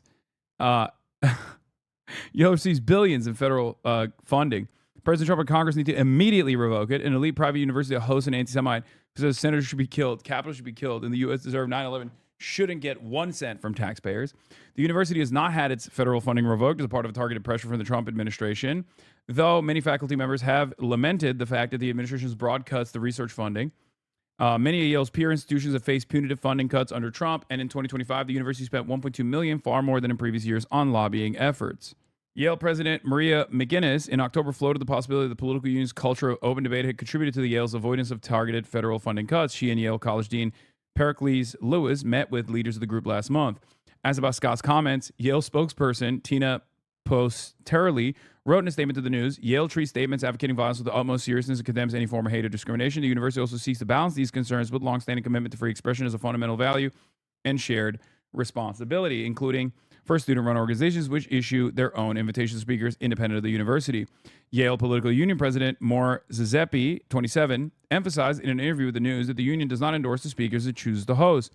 We bring in speakers so we can challenge them on their assumptions and the arguments that they make in this world, Giuseppe said. The fact that a student organization's regular Tuesday debate has become discourse in national media and has been commented on by prominent politicians and journalists speaks to the idea that our organization, the Yale Political Union, is one that is a central part of not just the Yale experience, but of Yale's unique university experience at large. We just bring in somebody who's vocal and has influence, as Epi said, and Hassan Piker most definitely is vocal and has influence and has a lot to comment on in terms of specific issues in today's politics, today's day and age. Giuseppe said the political union aims for a balanced guest list and does a mass outreach to potential speakers. He said the group does not go through any vetting process with the Yale administration before confirming its speakers. For Kaustuv Mohanty, 29, Piker's value as a speaker on campus comes from his impact among younger audiences as a digital creator through the streaming platform Twitch. That allows the political union to spotlight the influence of contemporary voices alongside traditional academic ones, Mohanty added. In terms of Yale's values, I think that inviting someone does not immediately endorse their actions or what they believe, but rather invites an opportunity for valuable debates and engagement. Avi Rao, 27, the Yale Political Union speaker, said in an interview that a week before every debate, he and other floor leaders on the left and right send out a debate framing which encompasses what the resolution means and what it means to either affirm or negate it. Then, through a process of pitching and workshopping speeches, Rao said the group's leaders can ensure that the debacle is concentrated on the topic instead of a controversy that surrounds the speaker who's been invited. We're not having a discussion. We're not having some sort of moderated event where the guests just get to say what they think, Rao said. We have a debate where 3 people on one side and 3 people on the other side discuss and debate what we should do about this topic. Trent Page, 28, a member of the Union's Party of the Left, told the News that having Hassan is great for Yale's campus. Page added that it is very disingenuous to try and cancel Piker when right-wing figures are dominating our political sphere and saying much more inflammatory things than him. Carlos Perez, 29, a member of the Union's Conservative Party and president of Turning Point USA's new chapter at Yale, told the News that while he values YPU's commitment to ideological diversity, he believes that the debate with Piker is a very different situation because of Piker's rhetoric, which isn't just inflammatory, but blatantly violent. Oh, Turning Point USA. See, this I do love, okay? I love this. The reason why I love this is because it exposes the inherent hypocrisy on the free speech side of the conversation when free speech lovers actually fucking meet a guy who can go meat for meat, okay? Banned for fucking banned. All of a sudden, if it's not some, civility-focused liberal that is going to go on campus and get fucking ritualistically humiliated and bullied over and over again, all of a sudden when you got a real fucking leftist out there who's like, listen, dude, America needs to cut back on all of this fucking unlimited bloodshed. What are we doing? We're killing people. Rick Scott has blood on his hands, you know? All of a sudden, people have a very different approach to free speech. It's like, listen, I love free speech, but, okay, bitch, then you don't love free speech, okay? That's number one. Number two, your God, okay? Your Pope-like figure, Charlie Kirk, clearly had enough respect for what I brought to the table that he wanted to fucking debate me at Dartmouth campus, right? We were supposed to debate. So I don't understand what the fuck this guy's chirping about. If you want to abide by the hadiths of Imam Charlie Kirk, okay, if you want to bless his memory, peace be upon him, then you have to abide by his standards. These guys want to fucking revere him like he was a religious figure, but they're not carrying the goddamn flame. When Rick Scott spoke at Yale Political Union debate, the resolution by American passed by a single vote, 39-38. It's worth to have a cost of, unfortunately, some gun deaths every single year. Founder of Turning Point USA, Charlie Kirk, he did say that. Yeah, like guy who literally said some kids are going to die in school shootings, and that's a cost I'm willing to bear as long as we have the Second Amendment. And his followers are now chirping about like limitations to free speech. Get the fuck out of here, okay? Taking money from the same corporations who are causing the problem, and then you have nothing to offer. You cannot just point to him and be like, well, we're better than him. Because at the end of the day, both options suck. He just sucks worse. So I'm trying to offer an option that's actually good, right? What if we got money out of politics? What if we actually empowered unions? What if we actually stood with small businesses? What if we actually spent our money here instead of dropping bombs over there? What if we taxed billionaires their wealth so that we could actually build nice things? What if we actually guaranteed people health care? Wow. Imagine what that would mean. You'd be like, here's a shit alternative. Here's a pretty good alternative. Yeah. You know, the argument to that is, oh, well, we can't fund healthcare, it's too expensive. Or one of my favorite examples, we can't pay for student loans, it's too expensive. The numbers on student loans were 113 billion. During COVID, they gave 750 billion to corporations. So again, the richest 10% rakes in, the bottom percent, 90% gets absolutely nothing.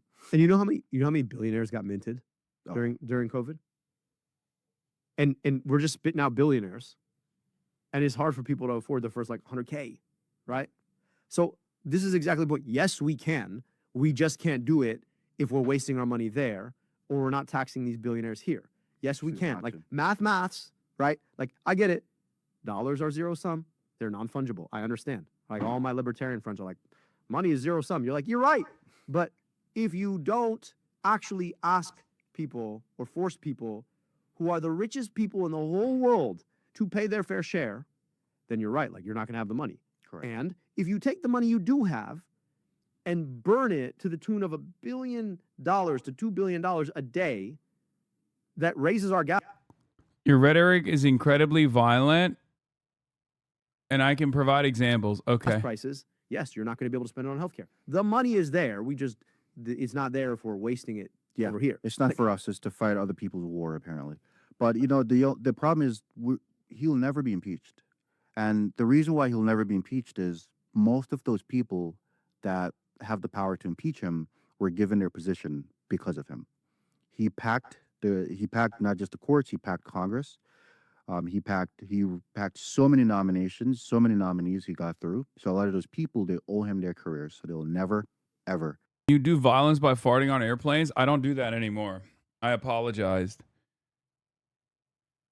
Big scoop from USNI News. U.S. carrier takes long route to CENTCOM region to avoid Bab el-Mandab Strait and the Houthis. USS George H.W. Bush operation off southern Africa as Iranian blockade begins. Ooh. Why won't they go through the Red Sea, man? Why won't they? Interesting. Interesting. So they are avoiding the Bab el-Mandab Strait. They don't want to come near the Houthis for some weird reason. I wonder why. China tells U.S. to fuck off. Wait, really? Okay. Respect. China's defense minister warns U.S. don't meddle in our affairs over Hormuz. China issued the sharpest direct warning to Washington Monday as the U.S. naval blockade of Iranian ports took effect, with Defense Minister Admiral Dong Jun making clear Beijing intends to keep transiting the Strait of Hormuz through its agreements with Tehran, according to comments reported in India today. Our ships are moving in and out of the waters off the Strait of Hormuz. We have traded and energy agreements with Iran. We will respect and honor them and expect others not to meddle in our affairs. Iran controls the Strait of Hormuz, and it is open for us, Dong said. China's foreign ministry separately called a Hormuz blockade contrary to global interests. Keeping the Strait of Hormuz safe, stable, and unimpeded serves the interests of the international community. Spokesman Guo Jiakun said, arguing all parties to abide by the temporary ceasefire arrangements and avoid resumed hostilities. So the way that China, the Chinese foreign ministry referred to that makes it seem on its face as though they're saying, like, Iran, open up the Strait of Hormuz.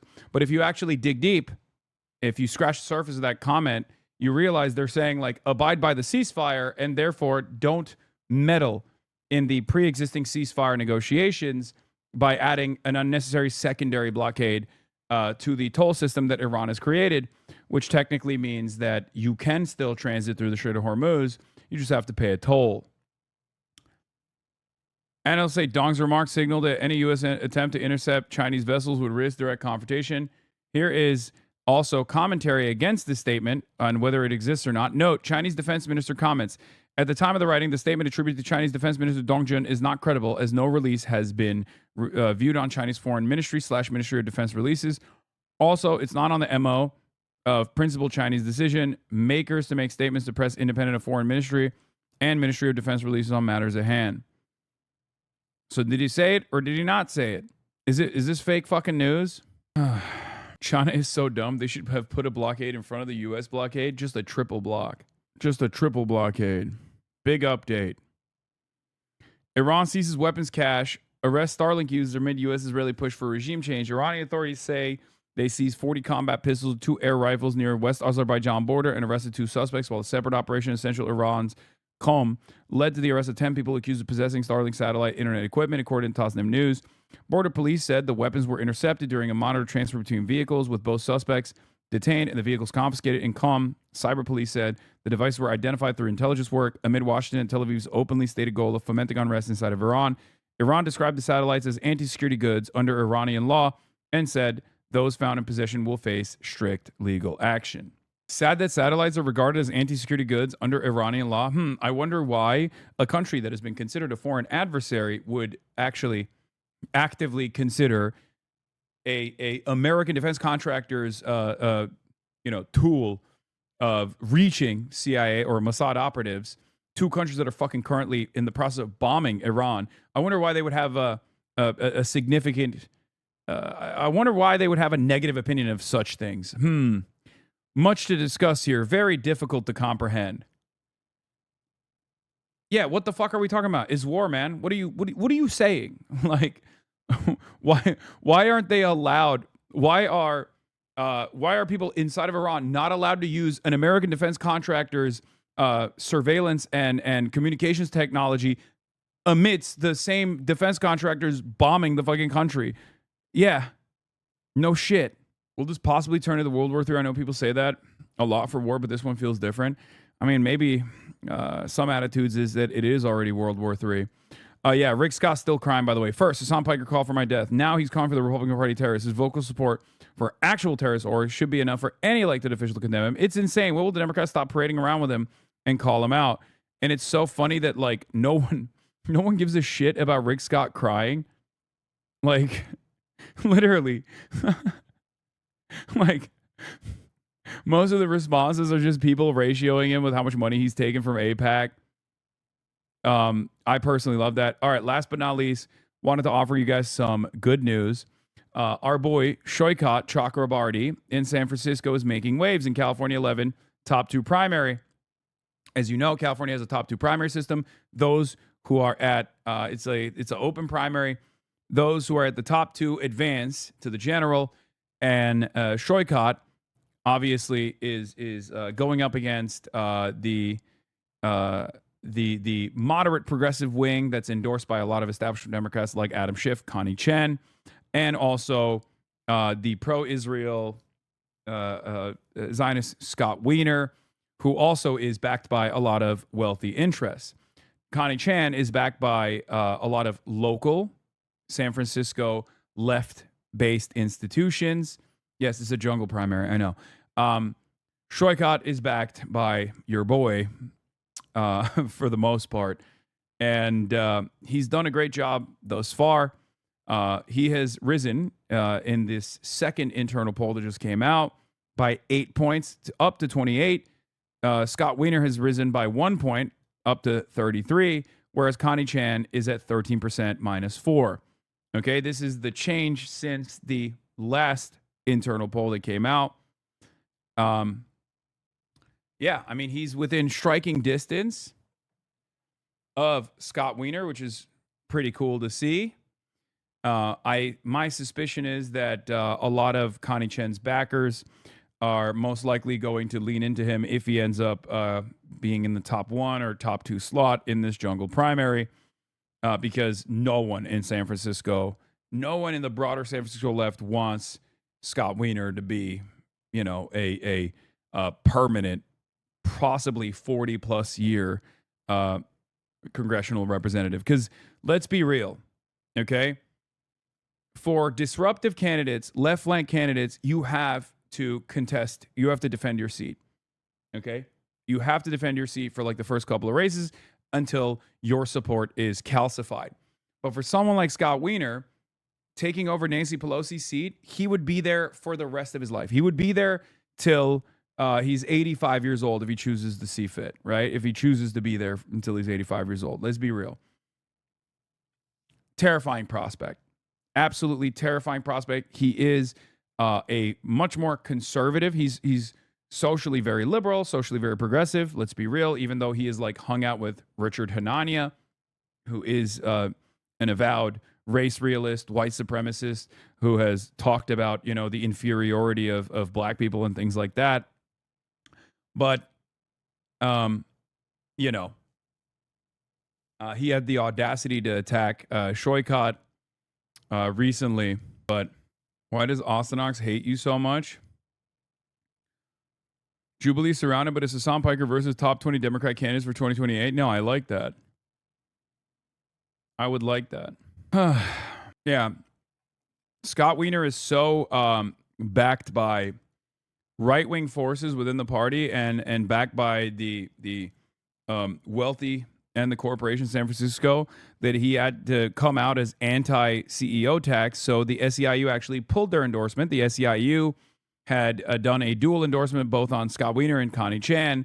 The way this race currently looks is there is understandable skepticism over Shoykat, skepticism that I also personally had about Shoykat, regardless of my knowledge of his background, because he is, after all, a very wealthy guy, right? The reality of the matter is, though, if you look at his policies as opposed to the policies of Scott Wiener, there's only one out of those two that is actually abiding by the interests of corporations of the super wealthy, and that is Scott Wiener.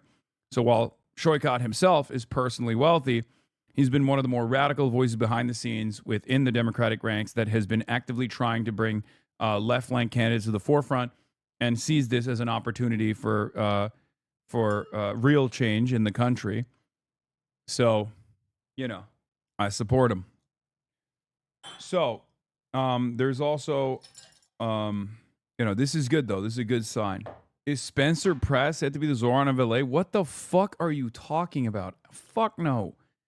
No, that guy's insane, brother. What are you talking about? Isn't that dude like a we need to kill the homeless type of guy? He's like, every time there's like in the LA mayor race, there's always a guy who's like, we should just kill homeless people. And then everyone's like, wow, what a revolutionary candidate. But in any case, that's it. Scott Wiener at 33%, Shoykot at 28%. Yeah, Shoykot practically won the lottery. He's wealthy because he was like the second employee at a multi-billion-dollar startup. Exactly. He was literally the founding engineer of a company. What do you think of the new J Street angle on MOU on arms to Israel, and how is the exact same angle as a lot of soc dems and lefty politicians? I don't like that, but I am always going to be an optimist, and my attitude on this is that this is a wonderful new opportunity. This is a wonderful new opportunity for actual left flank candidates to showcase their differences between J Street. Any concession that any liberal Zionist or ultra Zionist organization gives to the pro-Palestinian movement is a good opportunity. Now you can push the needle even further, closer and closer towards truth and justice and accountability.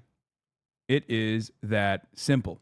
Pops to Knox, what the fuck? No, I like that. He says, Hassan Piker calls out TPUSA for not respecting Charlie Kirk's defense of free speech and trying to cancel his talk at Yale University. They're not carrying the flame. I did say that. I am, however, carrying the flame. Very nice. Shoykot door knocker came to my door yesterday and bro was a Hasanabi head. Yeah, of course. And keep doing it, by the way. All right. Now we're getting to madness from the Oval. Okay. Obviously, every frame is a painting when Donald Trump is president. Today, Donald Trump had an old lady DoorDash McDonald's to the Oval Office. And of course, hilarity ensued. Let's take a look. Like, every part of this is so perfectly American, okay? The White House doing a SpawnCon for fucking both DoorDash, which is a byproduct of the gigification of the American economy. The fact that it's an old lady doing the DoorDash itself, wearing a DoorDash t-shirt. The fact that he's also purchasing McDonald's. Every aspect of this is so cooked, okay?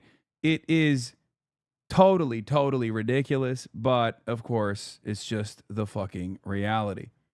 All right? Yeah, this is an ad for Donald Trump's, no tax on tip shit, too. Is that surprising to you?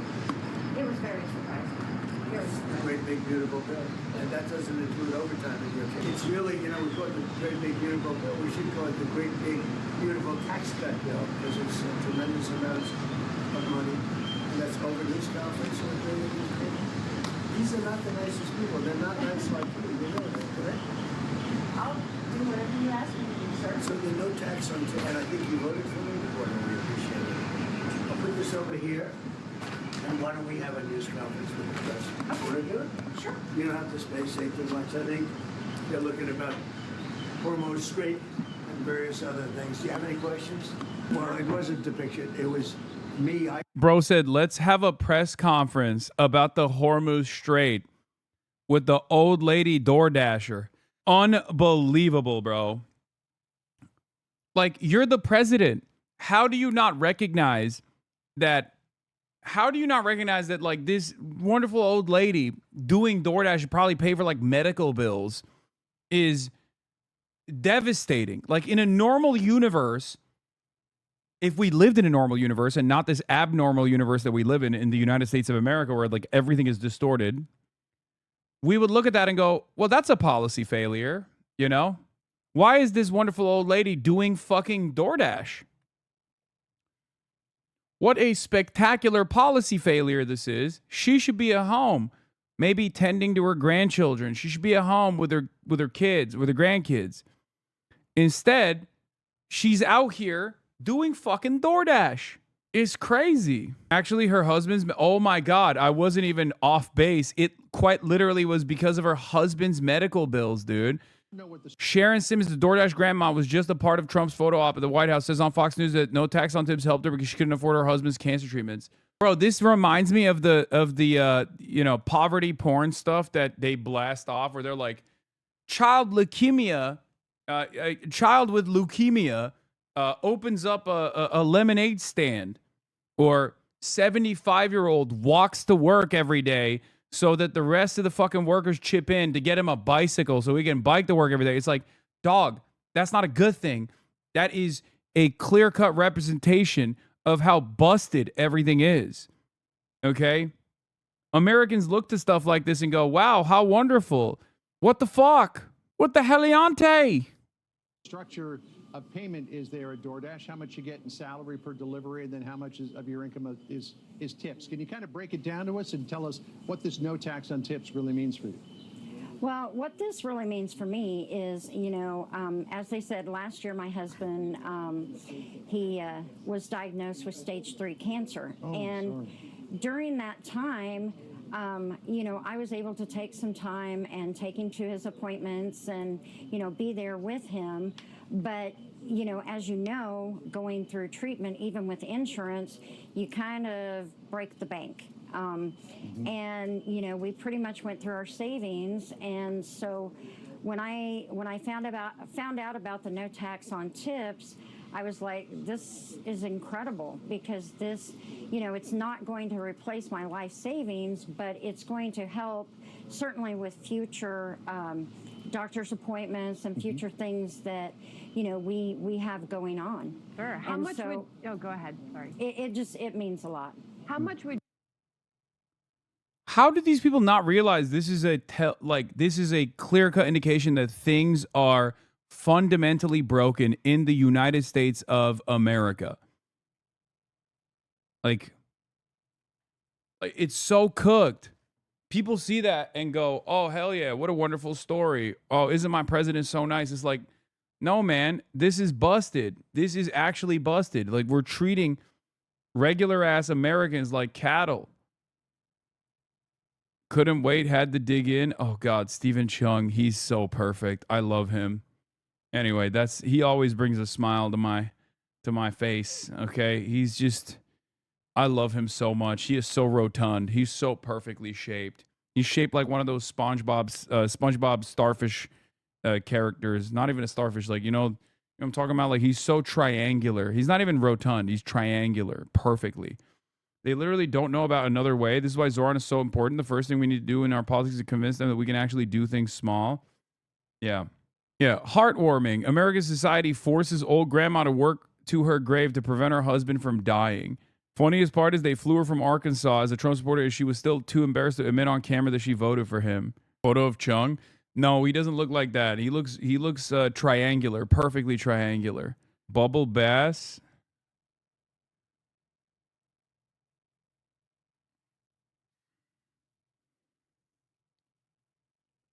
I think more of the older generation understood what socialism fights for. We'd have a lot more socialism in this country. We're not talking about the old lady chatter. We're talking about fucking Stephen Chung.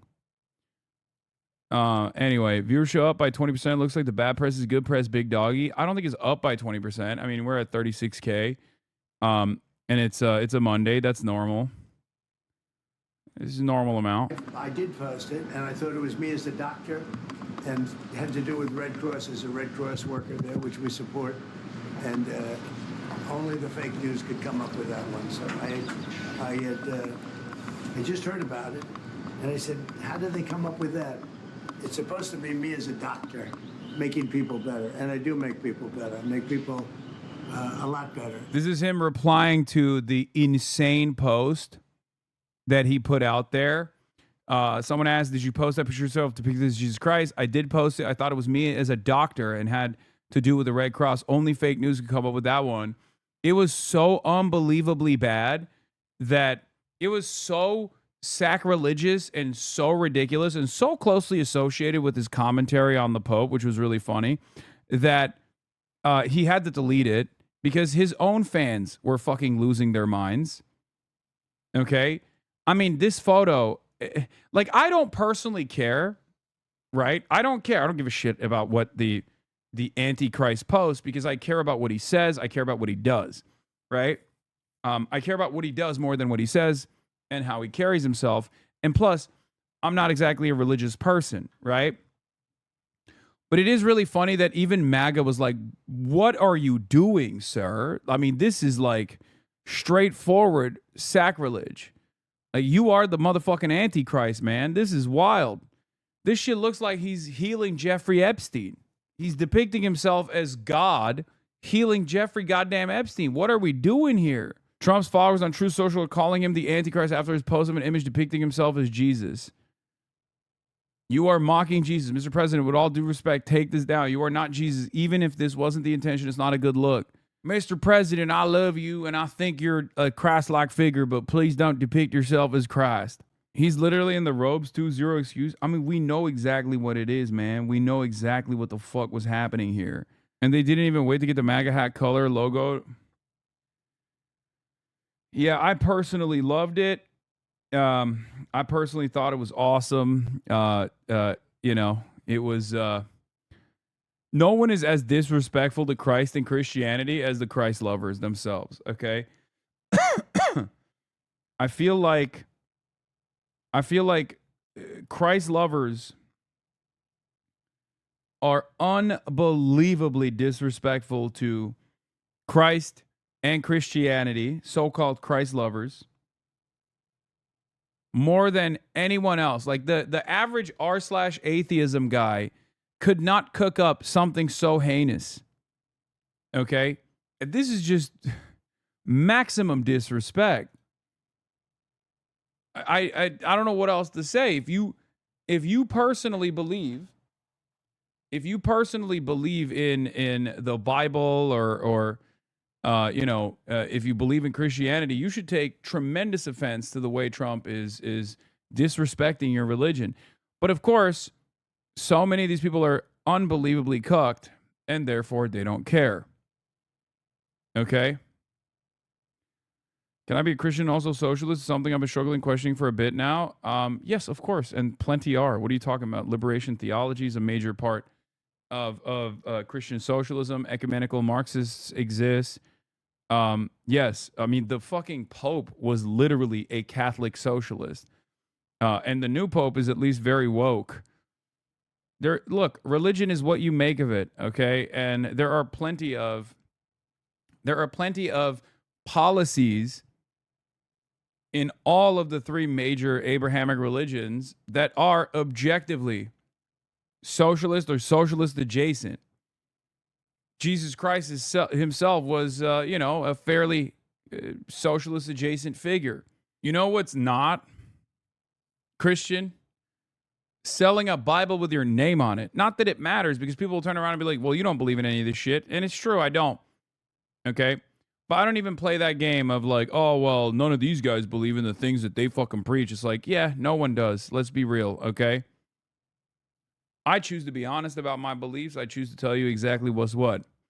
I'm not playing this game of acting as though I'm a God-fearing Christian who then simultaneously disrespects Christ like this with regular frequency, with both what he says, what he does, and now this personal depiction of presenting himself as Christ.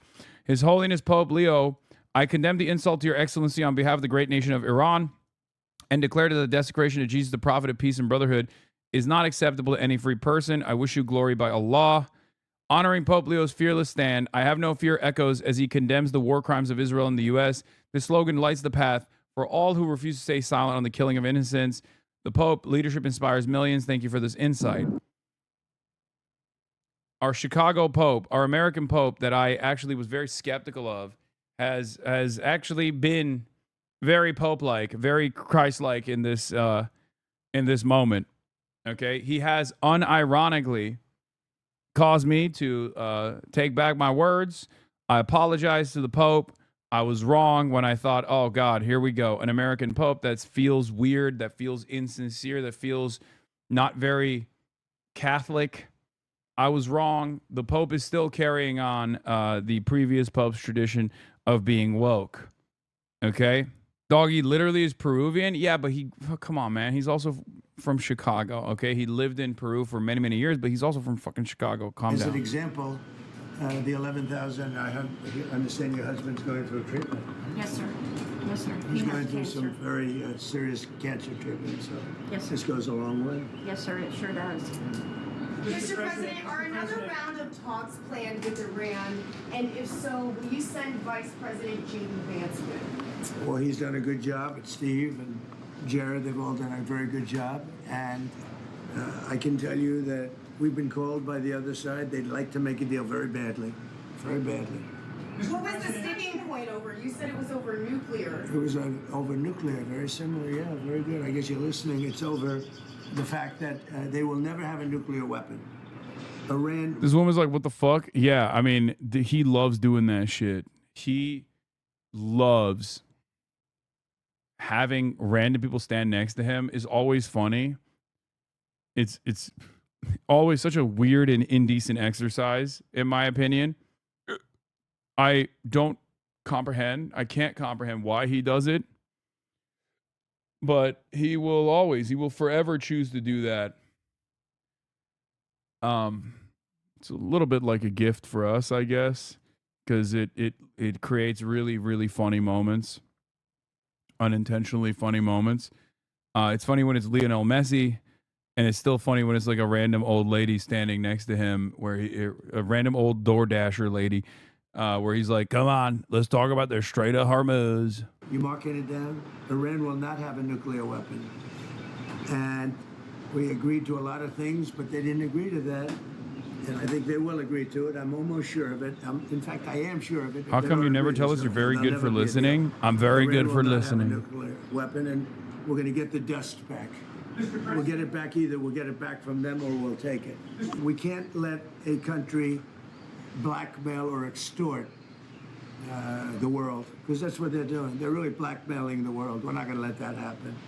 And you know, the amazing thing is, we don't, can you believe this? We don't use the Strait. We don't need the Strait. We have our own oil and gas, much more than we need. We have more oil and gas than Saudi Arabia. Think of this. We produce more.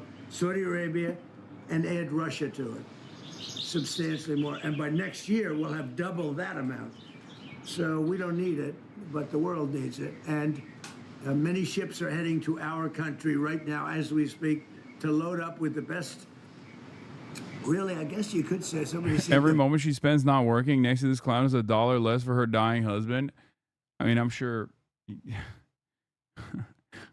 she probably got paid for it, right? Like, that's not, best and sweetest. I don't know exactly what sweet is, but when it relates to oil, it's a good thing. But they're coming to our country right now. There are many boats coming to our country. Now, it could very well be this is going to be settled before that. We've been called this morning by the right people, the appropriate people, and they want to work a deal. They would like to work a deal. In this effort to blockade Iran and those. Yeah, other countries are going to also. Which countries, sir? We don't need other countries, frankly, but they've offered the services. We'll let it be known probably tomorrow. Has the blockade started, sir? Yeah, started 10 o'clock. To you and your policies, he praises you for defending religious freedom. Yeah. He now says you owe Pope Leo an apology. Will you apologize? No, I don't, because Pope Leo said things that are wrong. He was very much against what I'm doing with regard to Iran, and you cannot have a nuclear Iran. Pope Leo would not be happy with the end result. You have hundreds of millions of people dead, and it's not going to happen. So I can't.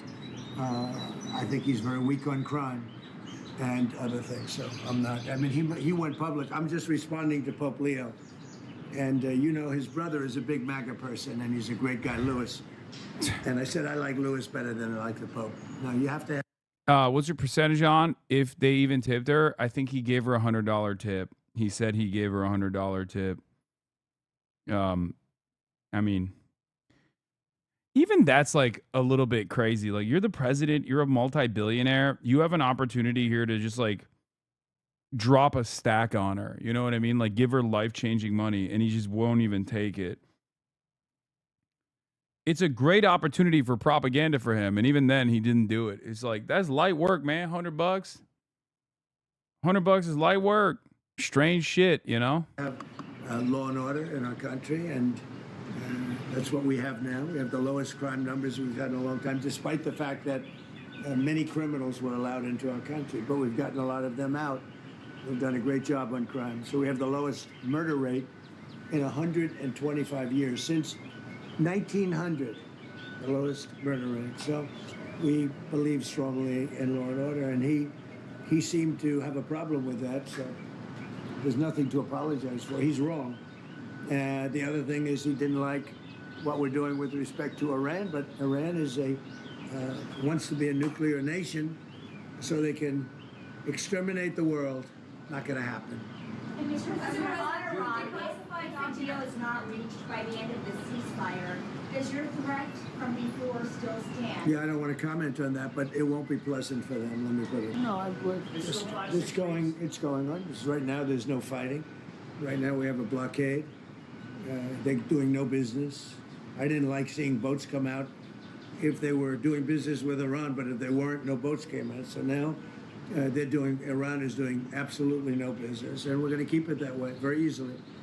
Don't forget, their Navy is gone, their Air Force is gone, their anti-aircraft is gone, their radar is gone, and their leaders are gone. No, but we have a very good relationship with China. He would like to see this ended also. He certainly wants it ended. Everyone, I want to see it ended too, but we can't give a nuclear weapon to a group of people that have caused nothing but havoc for 47 years. Look, I'm the president that's done something about it. This should have been, and many other presidents regret that they didn't. Yeah, so I'm doing something. Show that Eric Charinella not only submitted false information, but that he had no direct knowledge of the alleged conversation. It was all hearsay. Do you feel vindicated by those? Yeah, I do. They're a bunch of crooked people. You're talking about with respect to all of the things that they put against me? Yeah. Well, it's come out that in so many different ways. Thank you very much for that question. I appreciate it. But in so many different ways, the election was rigged. The 2020 election was rigged. We found that out. What you just said is just a piece of that. It's a big piece, but minor, relatively speaking, compared to what they did. They cheated on the election. They cheated on the vote. And they cheated in every way possible. And it's the only way we got an incompetent man to be a president. And he was an incompetent man. Many of the things that we're talking about, even including this would have been settled a long time ago, not now. And it should have been settled by other presidents. But the election was a rigged election. We can't let that happen to our country. Well, it's a very serious charge against them and the Democrats. They cheat. They can't get elected with their policy. So their policy's no good. Grandma's still there, by the way. You can see from her arm peeking over the corner. Very cool. What is this? The Pope pray for peace. Oh, Jesus Christ, young conservatives. What the fuck?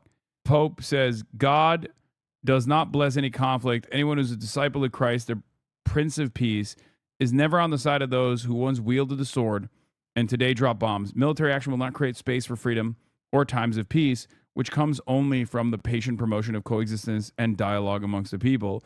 Young conservatives immediately fucking turn around and just, I guess, depict the Pope as brown, wearing I hate white people, wearing the Palestine colors. Sticker that says, I hate white people, dead brown bodies of color, killed by Israel, not cool. Did you know Jesus was a brown body of color? In parentheses, base, decolonized Palestine, Black Lives Matter, Obama 08. Never seen someone get excommunicated by a community note? I am Catholic. This is not my Pope. You are not a Catholic if you do not accept the Pope, but rather a schismatic. Canon 751. Schism is the refusal of submission to the Supreme Pontiff, i.e. the Pope. Conservatives aren't human. I don't know how you live like this. I don't know how you can be such a hateful little monster.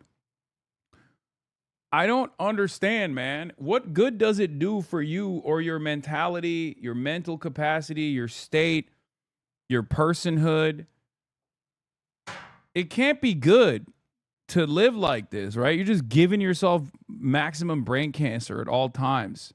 Just reactionary ideology is unironically identifying what the most vile thing you can say or do or behave as and just constantly hitting it. It's just vice signaling at this point. It's endless vice signaling.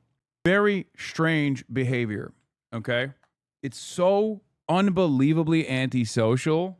I'm not exactly certain. I'm not exactly sure on like who this is for, how this works, like who this works on. None of it makes sense to me. Like I see stuff like this and I think to myself, why are you actively positioning yourself as like objectively a repulsive person? Works on his cult? I don't even think, man. I think there's still I think a lot of mainline MAGA would still probably look at this and be like, why are you guys saying that? Like I just don't think they see it. There are plenty who do, and plenty who lean into it, and plenty in mainline MAGA that just love this shit. They love being repulsive in other ways, I guess. But this is not a sustainable movement. Like, this is just being a villain. Like, being loud and proud about being a villain. This is like kicking babies in the head. This is Israel shit. The maximalist version of this is Israel, okay? How strange. Here's what the Pope said, by the way. When Pope Leo was asked about Trump's criticism, which was really funny. I mean, I love the term. I love the take. The Pope is very weak on crime. Like, that is awesome. Okay? Like, as a standalone statement, that in and of itself is fucking hilarious. Okay? The Pope is very weak on crime. Bro, he's the Pope. Brother, what are you saying? Here was his long rant on Leo. Like, you know he's just lost his mind. Okay? Pope Leo is weak on crime and terrible for foreign policy. Yeah, bro. He's the Pope. You are the closest depiction to Satan. Of course he is going to be antagonistic to everything that you're saying and doing. If he is even remotely honest as a religious figure, he has to oppose what you are saying and what you're doing. This, under normal circumstances, is an opportunity for you to think about how you present yourself, the actions that you're carrying out. But of course, we are so far removed from Christ in the United States of America. We're so far removed from spirituality that our main religion has been capitalism, right? A capitalist distortion of what Christianity is supposed to be. That's precisely the reason why he goes, Pope Leo is weak on crime. Incredible statement. What's next? You're going to get mad at him for kissing people's feet? Like, you know what I mean? He's washing black people's feet. Disrespectful. He goes to Africa and he kisses the feet of random people. Like, that's kind of a Pope thing to do, buddy. It's called an exercise in fucking humility. You obviously don't know a thing about that. Yeah. He talks about fear of the Trump administration, but doesn't mention the fear that the Catholic Church and all other Christian organizations had during with COVID. What? God, every day that goes by, I get more repulsed by it. I have a revulsion to MAGA conservatism. I already had a lot of smoke for it, a lot of hatred for it, but it's just turning into sheer disgust because I know why he's bringing up COVID. It's that fucking simple, okay? For so many in his audience, they hear him go, remember when during COVID you couldn't go and pray to Christ in your churches? Remember COVID? It's like, that's enough for so many evangelicals. They go, oh my God. They forget that he was the fucking president when that was happening. Okay? He was literally the president when that was happening for the longest period of time. And on top of that, like, who gives a fuck? What does that have to do with anything going on right now? Anyway, they were arresting priests, ministers, and everybody else for holding church services even when going outside and being 10 and even 20 feet apart. I like his brother Louis much better than I like him because Louis is all MAGA. He gets it and Leo doesn't. Does he think that the papacy extends to immediate family members? Like, is that what he, like, is there, in his mind, is there like shine? Is there some kind of like Pope-like legitimacy to the next of kin, or to his brother? Is that why he's bringing him up? Like, I wonder how he operates in his mind. I mean, he has been a firm and committed believer in the transitive property of just like being associated with like an MIT uncle, right? He has done that before, where he's like, my uncle was in the MIT. My uncle was MIT scientist. My uncle was a MIT scientist, and therefore I'm very smart. It's like, that's not how that works, man. Like, at all. That's so strange. Like, you don't become smart by default because your uncle is, and you certainly don't become Pope by virtue of your brother being the Pope. I don't want a Pope who thinks it's okay for Iran to have a nuclear weapon. I don't want a Pope who thinks it's terrible that America attacked Venezuela, a country that was sending massive amounts of drugs into the United States, and even worse, emptying their prisons, including murderers, drug dealers, and killers into our country. And I don't want a Pope who criticizes the president of the United States. I don't want a Pope that criticizes the president of the United States. What the fuck? How dare you? We will invade the Vatican and we will restore glory to the Catholic Church, just like they did in the 13th century. That's right. He really is living up to the Mango Mussolini name, though. Like, I will beat the shit out of the Pope. I will force the Pope to lean in and legitimize my regime, if not by force. Just as I should have been one of the 88 clerics that chose the next supreme leader of the Islamic Republic, I should be one of the people, if not the most important vote for the next Pope.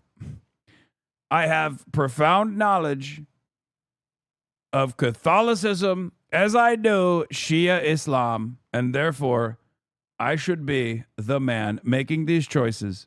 We will tariff the Vatican. We will put sanctions on the Pope. Anyway, I'm doing exactly what I was elected in a landslide to do, setting record low numbers in crime and creating the greatest stock market in history, telling the Pope about the greatest stock market in history. Leo should be thankful because, as everyone knows, he was a shocking surprise. He wasn't on any list to be Pope and was only put there by the church because he was an American and they thought that would be the best way to deal with President Donald J. Trump. If I wasn't in the White House, Leo wouldn't be in the Vatican. Unfortunately, Leo's weak on crime, weak on nuclear weapons, does not sit well with me, nor does the fact that he meets with Obama sympathizers like David Axelrod, a loser from the left, who is one of those who wanted churchgoers and clerics to be arrested. Leo should get his act together as Pope, use common sense, stop catering to the radical left, and focus on being a great Pope, not a politician. It's hurting him very badly, and more importantly, it's hurting the Catholic Church. President Donald J. Trump. This comic perfectly depicts what's going on. Violence is not the answer. Seek diplomacy, not force. Let us pray for peace. Fuck you. What the hell do you know? Fuck off. This is why I say if Jesus Christ came back to earth, evangelical Christians or Israeli settlers would beat him to death with hammers. Okay? Like, two of the most violent, repulsive forces on the planet just locked in on their own version of cancerous fascist ideology. If Jesus Christ was like, "Oh, I'm back now, guys. Let's save the planet. You know, let's heal the sick," they'd be like, "Shut the fuck up, libtard. I'll kill you." Oh my god. Yeah. Wow. The woke Marxist Pope is trying to Islamify the Catholic Church. Oh.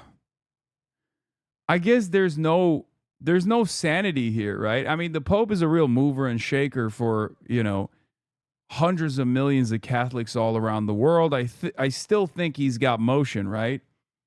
Does the Pope have motion? He does, right? Do people get mad at this stuff in defense of the Pope?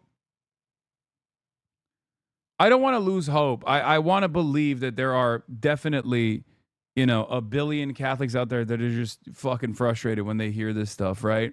Dude, you don't remember this study from 3 years ago proving they hate a lot about Jesus? Yeah. Here is Lindsey Graham in 2018. You could be the Pope and criticize him. It doesn't matter. He'll go after the Pope. You could be Putin and say nice things, and he'll like you. It's not the content of your character. It's whether or not you show him respect and like him. Yeah, except Lindsey Graham. Okay, this was when Trump was duking it out with the Pope back in the day during the Republican primaries. He wasn't the president yet. And, of course, all of the Republicans, all of the institutional Republicans, or no, not in 2018 he said that. Never mind. This is... I guess this was when he was more critical of Trump. He hadn't been fully Trumpified, but even then he was going back and forth. This was the John McCain era of Lindsey Graham. I was thinking like, because there was, okay, so when Donald Trump initially criticized the Pope, it was in the primaries, okay? The previous Pope. Obviously, that was a ordeal for the Republicans who at the time were using that as an attack against them because they didn't want Trump to be president. But in 2018, after Trump had become president, there were still Republicans who were critical of Donald Trump. Lindsey Graham was one of the few because he was, butt buddies with John McCain, the Maverick himself, right? And at the time, he would still go back and forth. He would still go back and forth on his criticisms of Donald Trump. Back then, the Republicans would say stuff like, "Oh, just don't take him seriously. He's just tweeting. Who cares? Who cares?" Right? Like that was his take.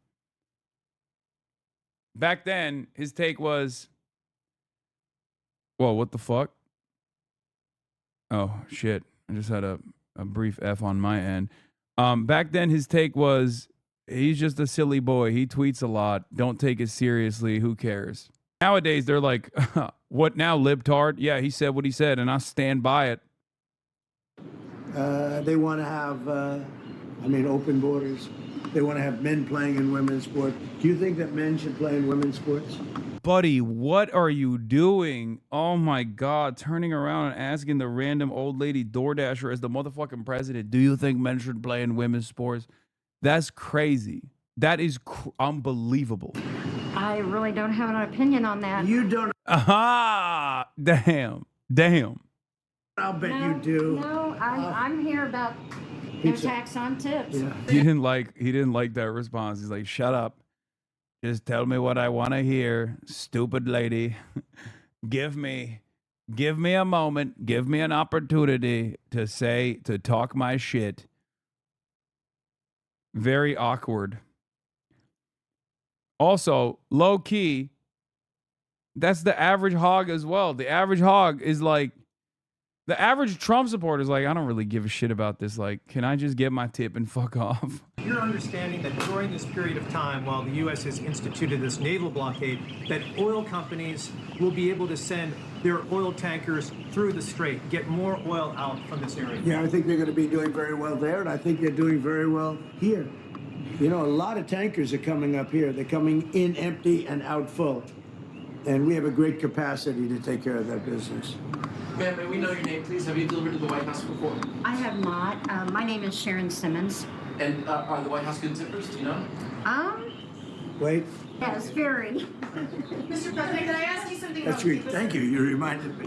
You previously said that you had no problem with countries sending fuel to Cuba after previously promising to tariff them. What happened? What changed? Well, we're going to see with Cuba. Cuba's another story. Cuba's been a terribly run country for a long time. It's got a bad system. It's been very oppressive, as you know. And we have a lot of great Cuban Americans, all of whom just about voted for me. And they were treated very badly. In many cases, family members have been killed. They've been beaten up and mugged, and terrible things happened in Cuba. And Cuba's a failing nation. And we're going to do this, and we may stop by Cuba after we're finished with this. But Cuba is a nation that was It's been horribly run for many years by Castro. What do you think about that? Do you think we should starve the 10 million Cubans? Don't you love it? Don't you love that they have no electricity? Come on. Come on. Trump released the hostage, Lamau. Yeah. Regarding those 2 recent referrals for Letitia James for insurance fraud, do you know if federal prosecutors have evidence to charge? Well, I don't know. I know she's a very corrupt person. And you're talking about the so-called Attorney General of New York. She's a very corrupt person. That's been proven now. Yeah, so corrupt that you can't even launch a fucking sham investigation into her, by the way, which you have been actively trying to put together. He's talking about Letitia James, okay? And although I might have sometimes my ideological disagreements with her, she has actually been pretty reliable, pretty solid. Okay? It's just, Trump has aggressively pursued her, tried to do lawfare against her, ironically enough, and has failed every step of the way. And it's been pretty funny to watch. And I know I have nothing to do with it, but they're looking at things all over the place, more than one state concerning her and concerning people like Comey, who's a dirty cop. Comey's a dirty cop. And dirty cops are bad. I love nobody. He still has these are like 2020 grievances, man. It's so funny because Jim Comey literally is the reason why Trump became president in 2016. If there's like a singular force that played a major role in Trump becoming the president, it was fucking Jim Comey. And he won't let it go because he became like a liberal hero for not abiding by Trump's ridiculous wishes once Trump was in office. And he's still carrying that. He's still carrying his 2017 grievances. Almost been a decade, man. Nobody likes the police more than me, the law enforcement. Yeah, like a third of his voters were like fetuses and don't even remember what Jim Comey did. They don't even know who the fuck Jim Comey is. More than me, but Comey's a totally dirty cop, and we're not gonna stand for it. Yeah. The UFC fight that's happening at the White House this summer, the UFC typically numbers those fights consecutively, but should they label this one UFC 1776? That's a good idea. I'll tell that to Dana White. White House press pool, man. White House press pool. Fantastic. Love that. Hey, I don't know if you know this, everybody that's at the White House press pool, but he's currently waging a war. He has refused to find a manageable conclusion to this war. The war is actually ripping apart global energy markets. He's added an additional cork, an additional blockade to the pre-existing toll system that Iran has implemented. He can't fight back militarily and open the Strait of Hormuz by force. And you chose to take this opportunity to be like, oh, should the UFC fight at the White House be 1776? It's just like, can we be fucking serious? Can we please be serious, man? Okay, to be fair, UFC 1776 kind of lit though. Trump, do you think men should play in women's sports? DoorDash driver, I don't really have an opinion on that. We just watched this. I really don't have an opinion on that. You don't, I'll bet you do. No, I'm here about no tax on. Why are you showing me this again? We just watched this happen.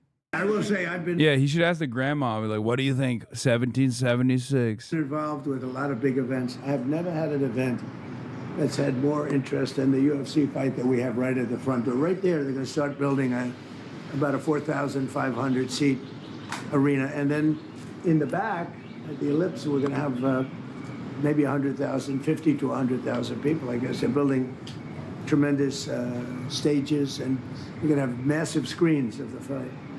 And it's a very popular sport. But I have never been involved, because of the White House and everything. There's a lot of reasons for it, but we're having a fight at the White House on June 14th, and we're going to have an arena built right at the front door.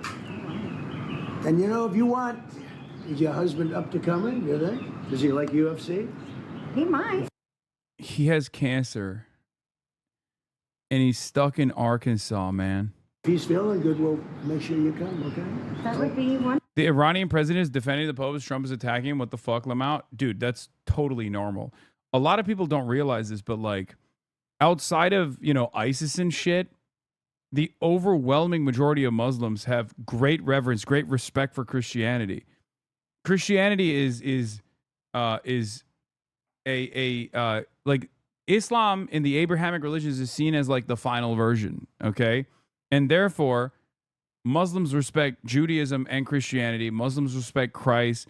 Most people don't know this. Like, it's not seen as sacrilegious or whatever the fuck. And it's not just about Catholicism either. It's like Muslims respect Jesus Christ. They just don't believe that Jesus Christ is actually the Son of God, right? Or God itself. That's the only difference between Christianity. I've talked about this before. But yeah, Jesus is also a prophet in Islam. And as a matter of fact, most Muslims, the overwhelming majority of Muslims probably respect Christ more than, respect Jesus more than the average like American Christian does. Isa is his name. It's Musa, Isa, and then Muhammad. Hazreti Muhammad. That's better than the tip I just gave you. That's a lot better. But no, if he's feeling good, right? Yeah. Is he doing okay? Is he going to be okay? He's doing very well. He's doing very well. He actually, during the process, he wrote a book. And go ahead, give him the name. Maybe yourself. He hasn't had it published yet, but it's a book on humility, and his name is Leo, and he's just. Are Muslims allowed to depict Jesus Christ in images? Technically, under Islam, Muslims are not allowed to depict anything or any humans, let alone prophets. Obviously, that has loosened in throughout time, but initially there is no. You're not supposed to in Islam. Initially, there were no depictions of human beings and whatnot, no idolatry whatsoever, because it was, I guess, the theological justification for it was that it was supposed to cut out all of the pagan style religious beliefs. In Shia Islam, it's fine, or maybe it's different in Shia Islam. Check out the Wired story about you. Wired wrote a story about me. Good. Doing good. He's doing great. How long are you married? We have been married for 6 years. Oh, so but we've, like most people, we've been together for over 10. So that's very good. Yeah.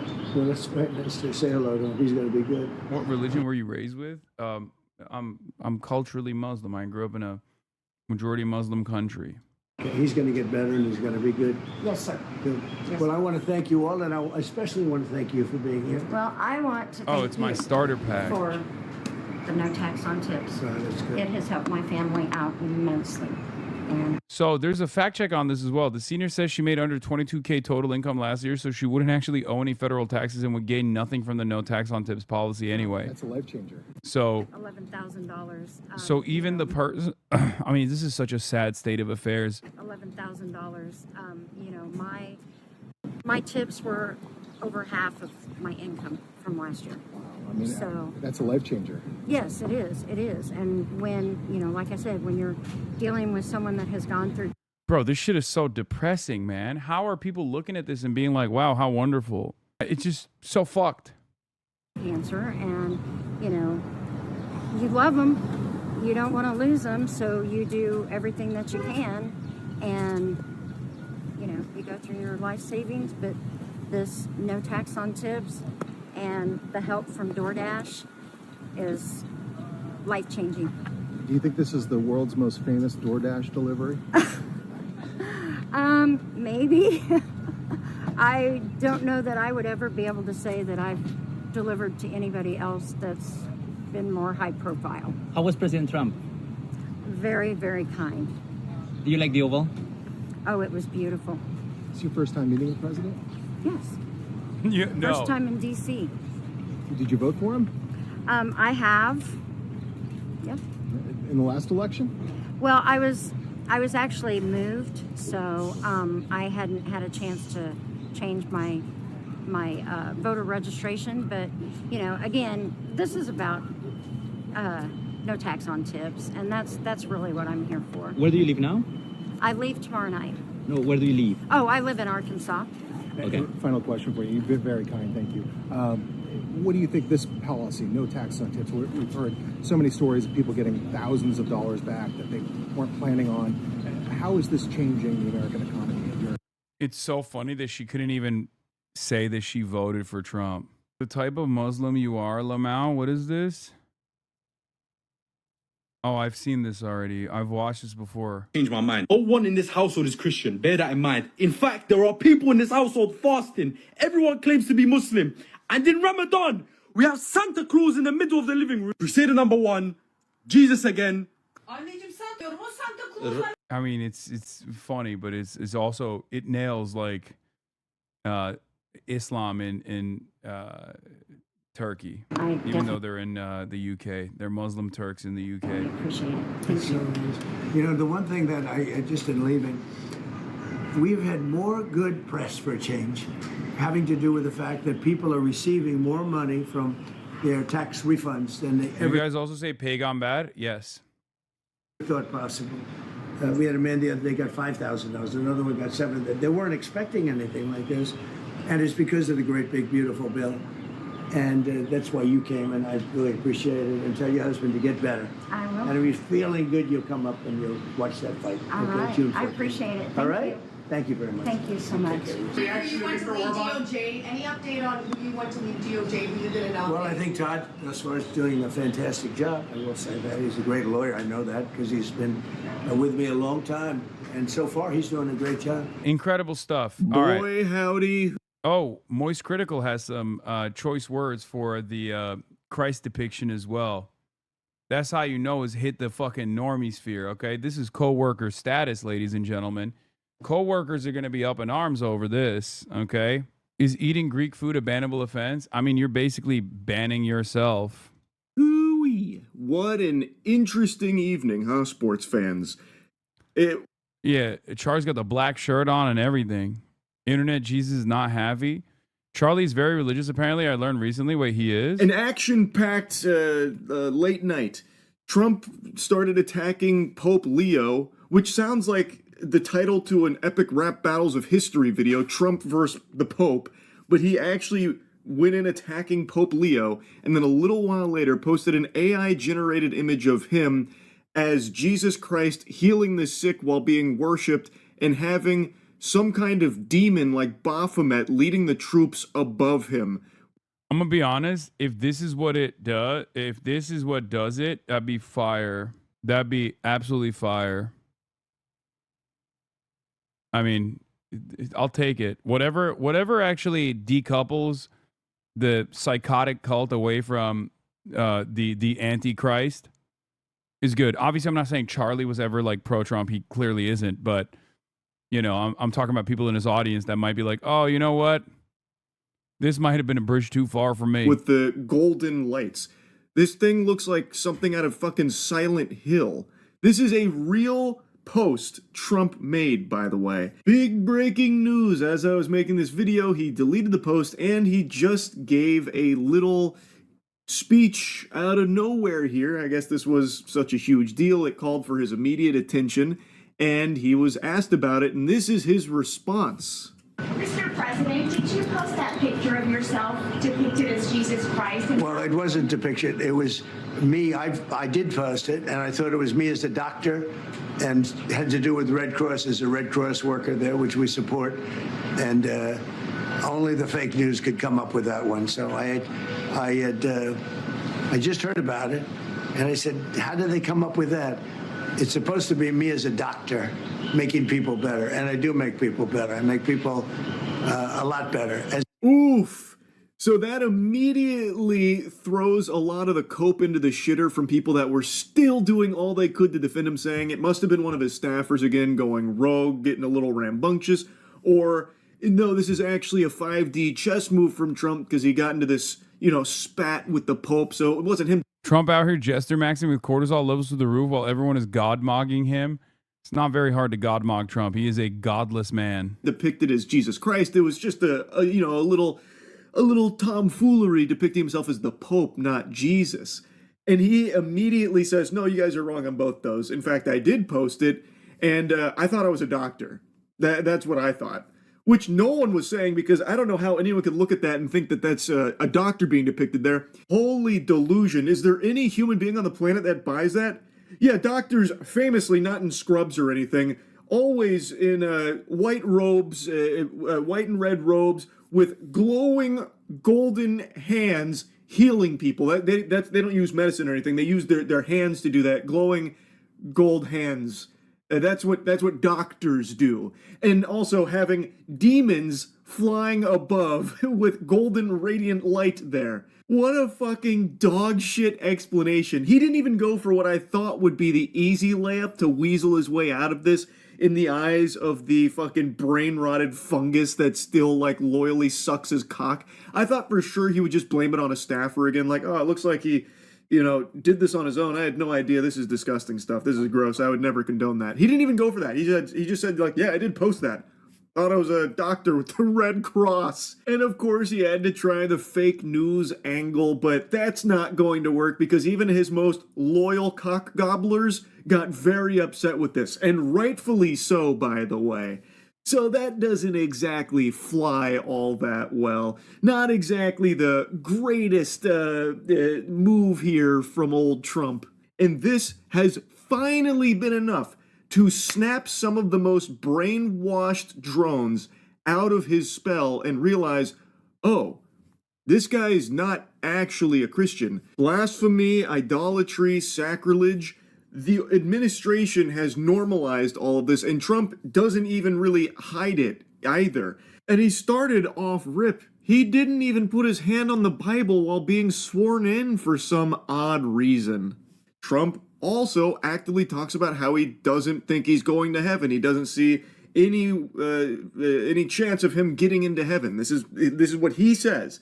And he even hawks $60 Bibles that he has signed. And the Bibles range from $60 up to $1,000 because he puts his signature on the Bible. He makes these Bibles for $3 in China and then sells them to the Americans here for $60 to $1,000. Like, I can't believe anyone needed to be shaken awake here that Trump uses the faith as a means of profiting for himself and a means of trying to get people to his side and rally behind his cause. And what's crazy is this comes only 8 days after I just made a video talking about his spiritual advisor, Paula White Cain. How she is also a fraud. She is a televangelist who solely uses Christianity as a means of enriching herself. Because I'm telling you, there's an anointing of release right now. I want to. Dude, American Christianity is a totally distorted version of a religion that could go in either direction, but it is absolutely turned into this like fascist death cult. Capitalist fascist death cult, and all of its top defenders are completely psychotic. It's an insane cult, dude. $100,000 to come in. I want $100,000. There are 10 people that could give $10,000. There's 100 people that could give $1,000. Get a check, make it payable to Paula White Ministry. There are people that are watching right now. If you say, I don't have it, give $100. Bring up a sacrificial seed. This isn't for me. This is about kids that will die without you being obedient. This is about kids who are going to be minstrels and instruments. And I believe that when you honor God on Passover, starting on April 12th at sundown through Good Friday on the 18th and concluding on Easter Sunday, you can receive these 7 supernatural blessings for you and your house. According to Exodus 23, God will assign an angel to you. He'll be an enemy to your enemies. He'll give you prosperity.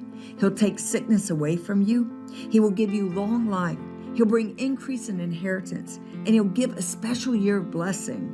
You're not doing this to get something, but you're doing it in honor to God, realizing what you can receive. For your special Passover offering of $1,000 or more as the Holy Spirit leads, you will also receive the beautiful 10-inch Waterford Crystal Cross. This directly spits on the scripture, notably Matthew 21:12, which I mentioned in that video as well, but in case you don't know, that is when Jesus goes into the temple, overturns the merchant tables, those money changers and those selling doves, declaring that his temple is to be a house of worship, but it has been turned into a den of robbers. The lesson being, obviously, that profiting off of the faith, using the word of God as a means of just making money off of it, is bad.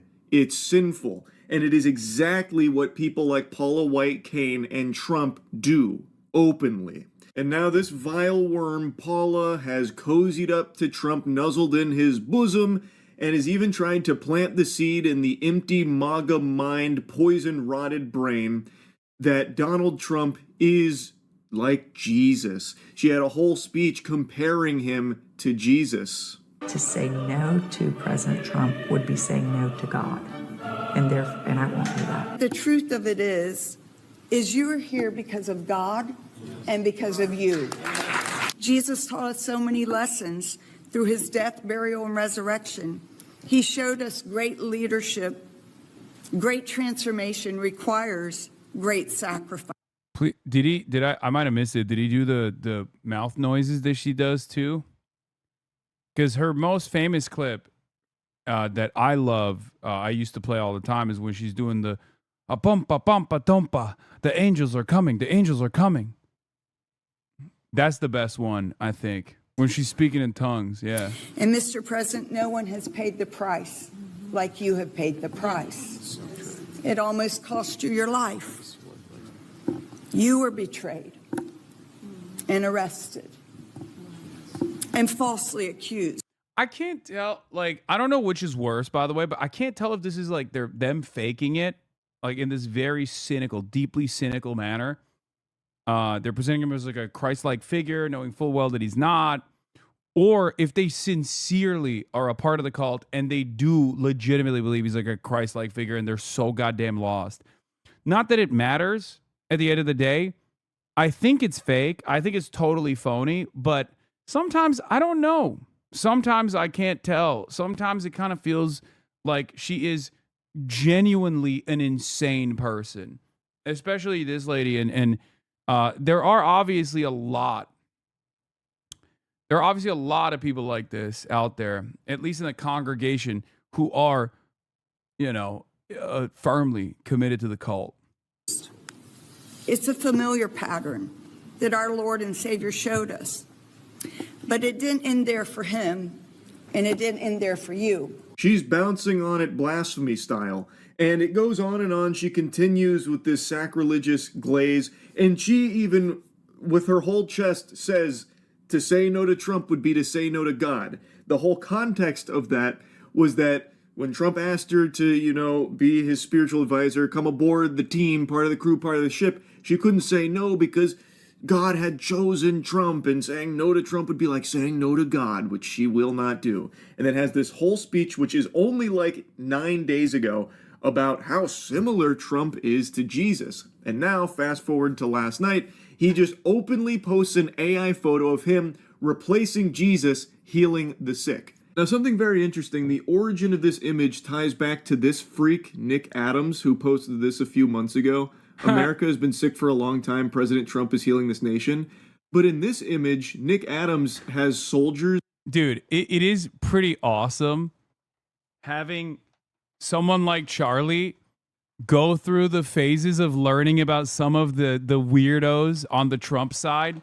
It is a fantastic experience watching someone else. It has a similar effect from my perspective as showing someone your favorite album, okay?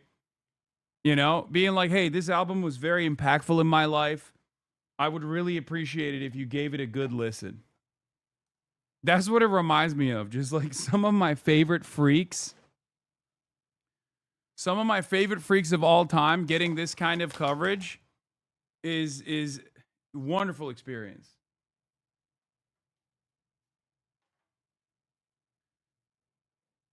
Now, Nick Adams, I still don't fully know if he's faking it or not, but it's one of those things. It's one of those things where, like, Nick Adams might be faking it, but his fan base doesn't receive it as fake.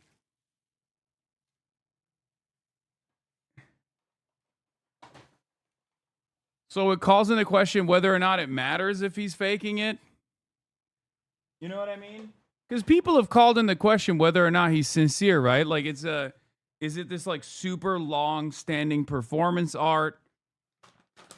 Or is it, man, if Nick pulled a heel turn, Nick Adams loves the Hooters restaurants? Yeah, that's the guy. That's him. That's our Nick. That's my boy. This is blowing up quickly. Oh yeah, the Charlie Kirk joke. Yeah, I saw. Hassan Piker calls out TPUSA for not respecting Charlie Kirk's defense of free speech and trying to cancel his talk at Yale University. They're not carrying the flame. Someone said this is onion tier entry, but knowing him, he definitely said this. Pops the Knox will only report the truth. The big Kirk was going to debate him before he got sniped, so truth nuke. They're not carrying the flame is unbiasedly the funniest possible thing to say in that moment. Yeah, people love that one. We, on the other hand, do carry the fucking flame, for the record. Here at the Hasanabi broadcast, it is our policy to always carry the flame. I would normally play, hey, cool chatter, goddamn, 42069.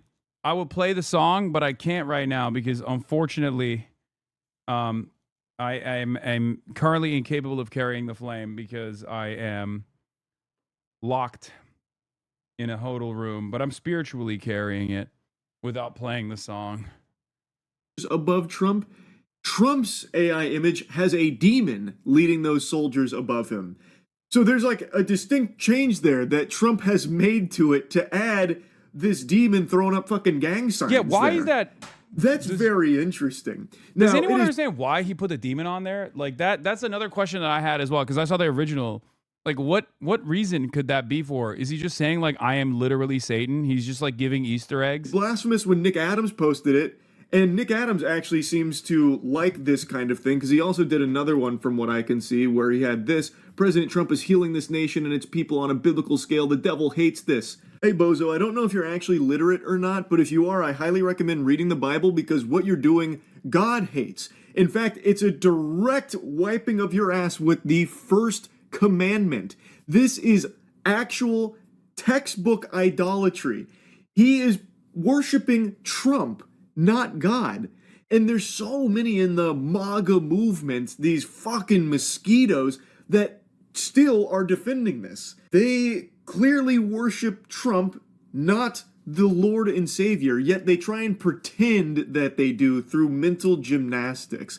And unsurprisingly, the tool in their Batman utility belt that they always resort to, the tried and true whataboutism, they are now saying like, oh, this wasn't a big deal when Obama did it, and then pointing to like old covers on, what was it, like Newsweek or something, where they had like Obama in like a halo ring, and they had like Obama as Jesus and that kind of thing. Like, oh, now all of a sudden people want to be upset, but no one cared when Obama did it. Except it's ignoring a fundamental difference. Obama never posted that shit himself, and he wasn't openly, routinely engaging in that blasphemy like Trump does.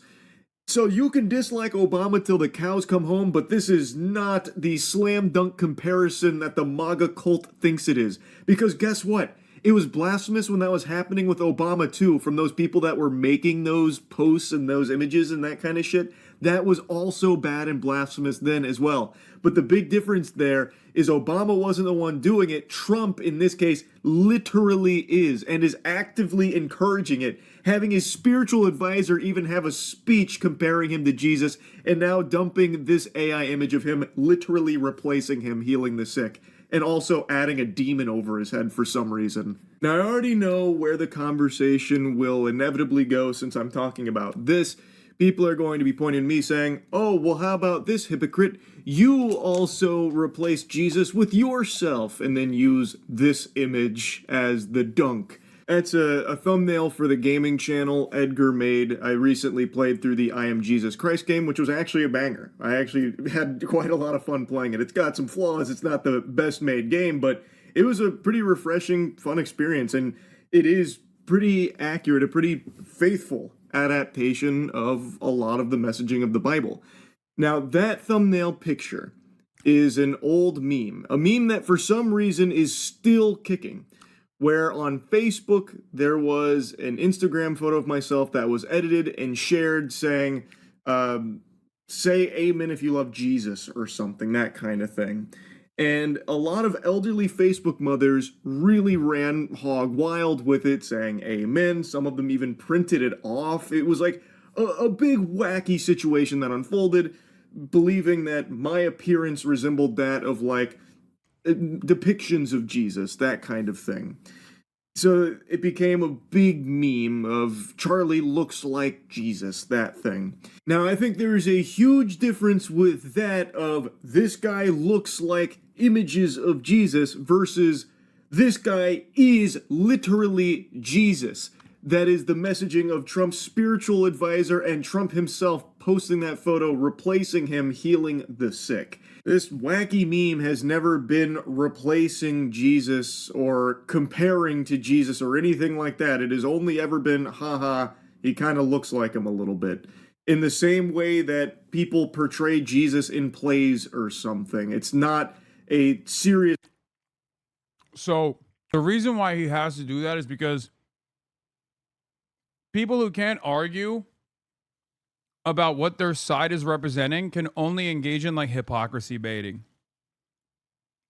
That's why he has to cover his bases here. To us, it seems stupid, but you know the dumbest motherfuckers on the planet are absolutely dumbest motherfuckers that want to defend Donald Trump are gonna be like, says you. That's why he's trying to fucking cover his ass here against the most bad faith interpretations that will come his way. It's like replacement of Jesus or anything like that, or besmirching the faith. Whereas with Trump and his administration, they are literally saying that he is just like Jesus, and even outright stating that he is healing the nation like Jesus and replacing Jesus with Trump. They are worshiping Trump over the Lord and Savior. That is blasphemy. Anyway, I just had a feeling that this would be brought up when it comes to this topic, so I wanted to get ahead of it. Anyway, this whole thing has been crazy to see unfolding here. I just had to yap about it. That's really about it. See ya. This past week, he issued a rare condemnation of President Trump's threat to destroy Iranian civilization. The Pope called it, quote, truly unacceptable. He also took the unusual step of issuing a call to action. Contact the authorities, political leaders, congressmen, to ask them, tell them to work for peace and to reject war always. The Holy Father usually avoids calling out President Trump by name or any member of his administration. But in a Palm Sunday homily, he appeared to reference the religious language Defense Secretary Pete Hegseth, who is Christian but not Catholic. You know you can't hear it, right? I think people see me chewing and then they immediately fucking chirp, but you can't actually hear it. It's one of the strangest, like, you can maybe every now and then you can hear like one thing. I can in fact hear it. Oh my God. Oh my God. Okay. Let's try it once again. Okay. What's up? I can hear it. That's really interesting. Guess what? I actually fucking muted myself. That's how you know you sons of bitches are lying. Okay? Because I fucking muted myself. That's my whole point. You motherfuckers are liars, bro. A lot of you motherfuckers are liars. New York Post article dropped on you. Increasingly, lots of Dems are cozying up to a soundbite quest for youth vote, but setting themselves up to fail again. Why the fuck would the New York Post care about what the Democrats do? It's a right-wing dish rag. Yeah, notice how you audio perverts half the time don't actually hear anything. You just want to fucking chirp and act like you have misophonia. Okay? I've done this before. I always love testing the boundaries. I always want to hear whether or not you actually hear my mouth noises or not. So I will actively mute myself. I have a pretty solid noise gate, pretty reliable noise gate. But then also on top of that, I will sometimes mute myself to see who will fucking complain about the mouth noises, knowing full well that you do not actually hear me at all. And you instead are just complaining for no fucking reason. often uses to frame the war. Blessed be the Lord, my rock, who trains my hands for war and my fingers for battle. Pope Leo warned that Jesus, quote, does not listen to the prayers of those who wage war. It is, Terrell, new reaction this morning from Chicago's Catholic community following what's become a battle between the leader of the U.S. and the leader of the Catholic Church. This as Pope Leo just arrived in Algeria on a first ever papal visit, calling for peace in world affairs. President Donald Trump taking aim at Pope Leo, blasting the first American pontiff over his criticism of the war with Iran. The president used a lengthy social media post to sharply criticize the Pope, saying he didn't think the Chicago-born leader of the Catholic Church is doing a very good job, and that, quote, he's a very liberal person. He's a man that doesn't think that we should be toying with a country that wants a nuclear weapon so they can blow up the world. His comments come after Pope Leo suggested that the war is being fueled by what he calls a delusion of omnipotence and demanded that political leaders stop and negotiate peace. We don't like a pope that's going to say that it's okay to have a nuclear weapon. We don't want a pope that says crime is okay in our cities. I don't like it. I'm not a big fan of Pope Leo. While on board the papal flight from Rome to Algeria, Pope Leo telling reporters he is simply focused on spreading the message of the gospel. I have no fear at the end of the Trump administration nor speaking out loudly. I am called to do what the church is called to do. I do not look at my role as being political or politician. I don't want to get into a debate with him. Parishioners at Holy Name Cathedral this morning with strong reactions to the president over the two sparring. As a Christian and a Catholic, He's the Pope, brother. There's no better depiction. There is perhaps no greater indication that American religiosity is just totally fucking phony than not even having like a little bit of reverence, a little bit of respect for the fucking Catholic Church and the papacy. We are a nation of heretics, okay? I just don't understand. I've had enough. I've just had enough. I've supported many things he's done. I'm actually in favor of what we're doing in Iran, but this country needs real leadership, and what we're getting now is an absolute disgrace.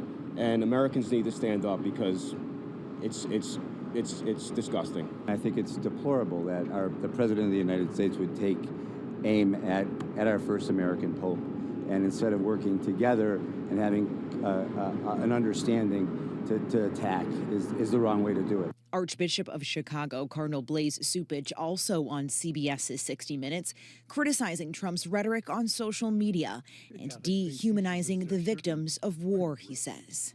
It is sickening to splice together movie cuts with actual bombing and targeting of people for the purposes of entertainment is sickening. This is not who we are. We're better than this. And the White House has defended the videos, saying they highlight the success of the U.S. military. While it's not unusual for popes and presidents to necessarily not agree or share the same interests, it is rare for the Pope to criticize a U.S. leader and the president to directly respond. I'm not sure if you saw. We did.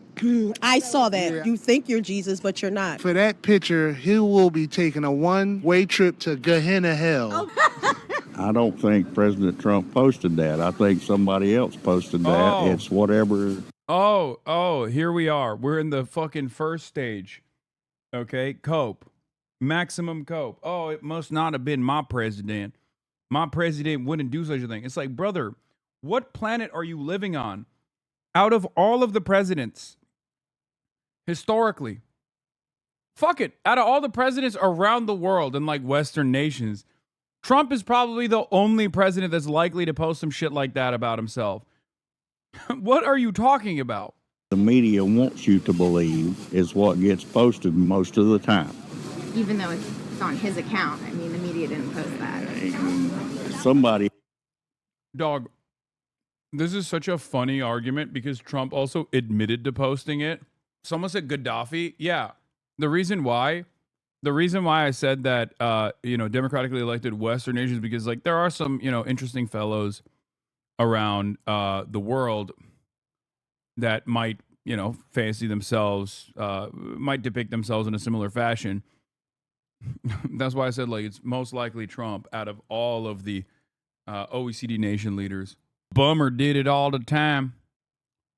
Else posted that, AI or somebody. President Trump didn't post that. I don't know if he has a Christian mentor, spiritual mentor. He definitely needs one. This is not okay by any means. Sometimes you have to look beyond what the eye can see and see the deeper meaning from that post. What I see is a light in his hand. From what I see is him laying hands and healing the sick, which is what we have been called to do.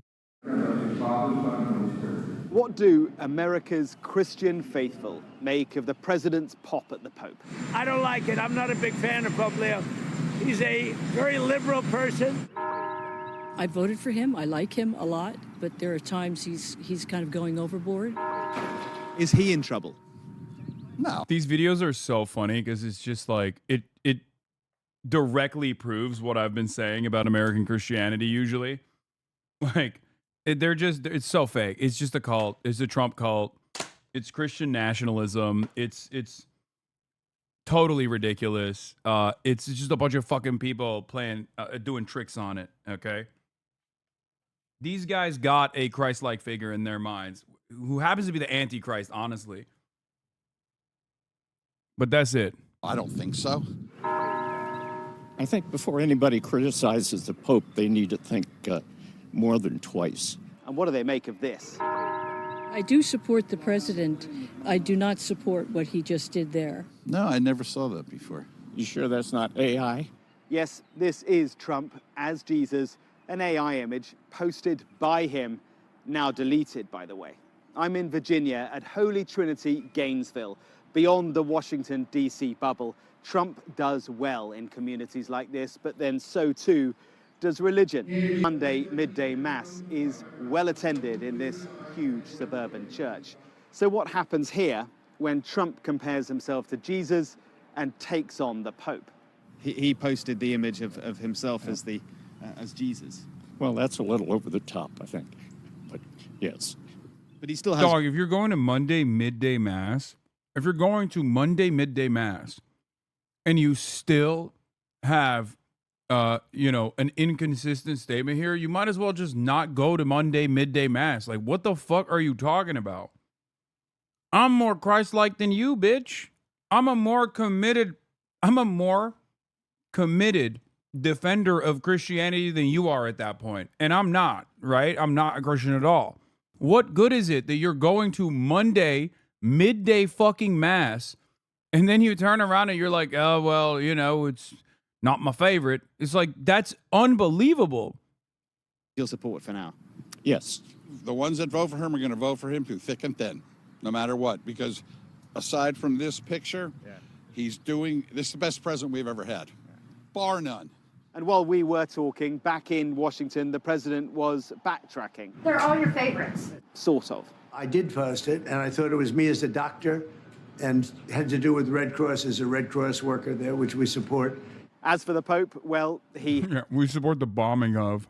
Had this. I have no fear of neither the Trump administration nor speaking out loudly about the message of the gospel. Finally then, why is the president lashing out at the Pope? Well, maybe because he hears him and he fears him. He can't remove him, he can't destroy him like he has so many of his opponents, his political opponents. The Pope is above all that. He's also an American. His voice resonates here far more. There's nothing to apologize for. He's wrong. But there's something else too, I think. Precisely because he's an American, Trump thinks he can more easily cast him as one of them, not one of us.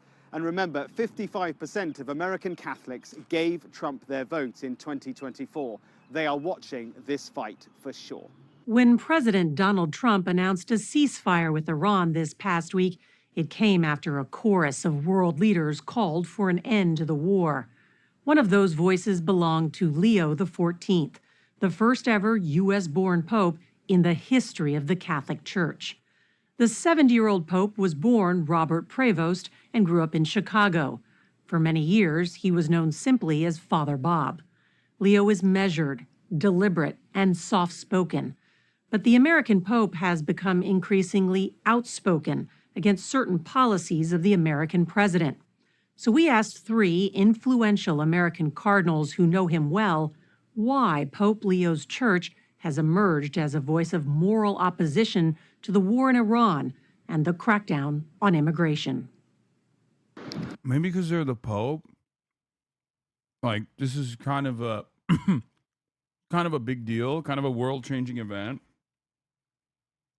And popes often, preach a message of tolerance, and there's certain things that they're obviously intolerant on, LGBT issues, abortion, whatever, and they've like wokeified the church a little bit throughout time, but like this is literally in the Pope's wheelhouse, okay? Let's end mass famines. Let's be nicer to others. Like is there a Pope? Even the fucking Nazi Pope probably said similar things, That is literally the Pope autopilot position. Getting mad at the Pope for saying what every Pope has said throughout millennia is such a funny position.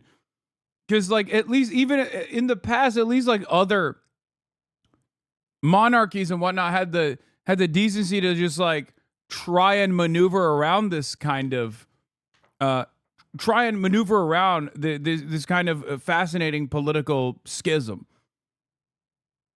La pace sia con tutti voi. Peace be with you.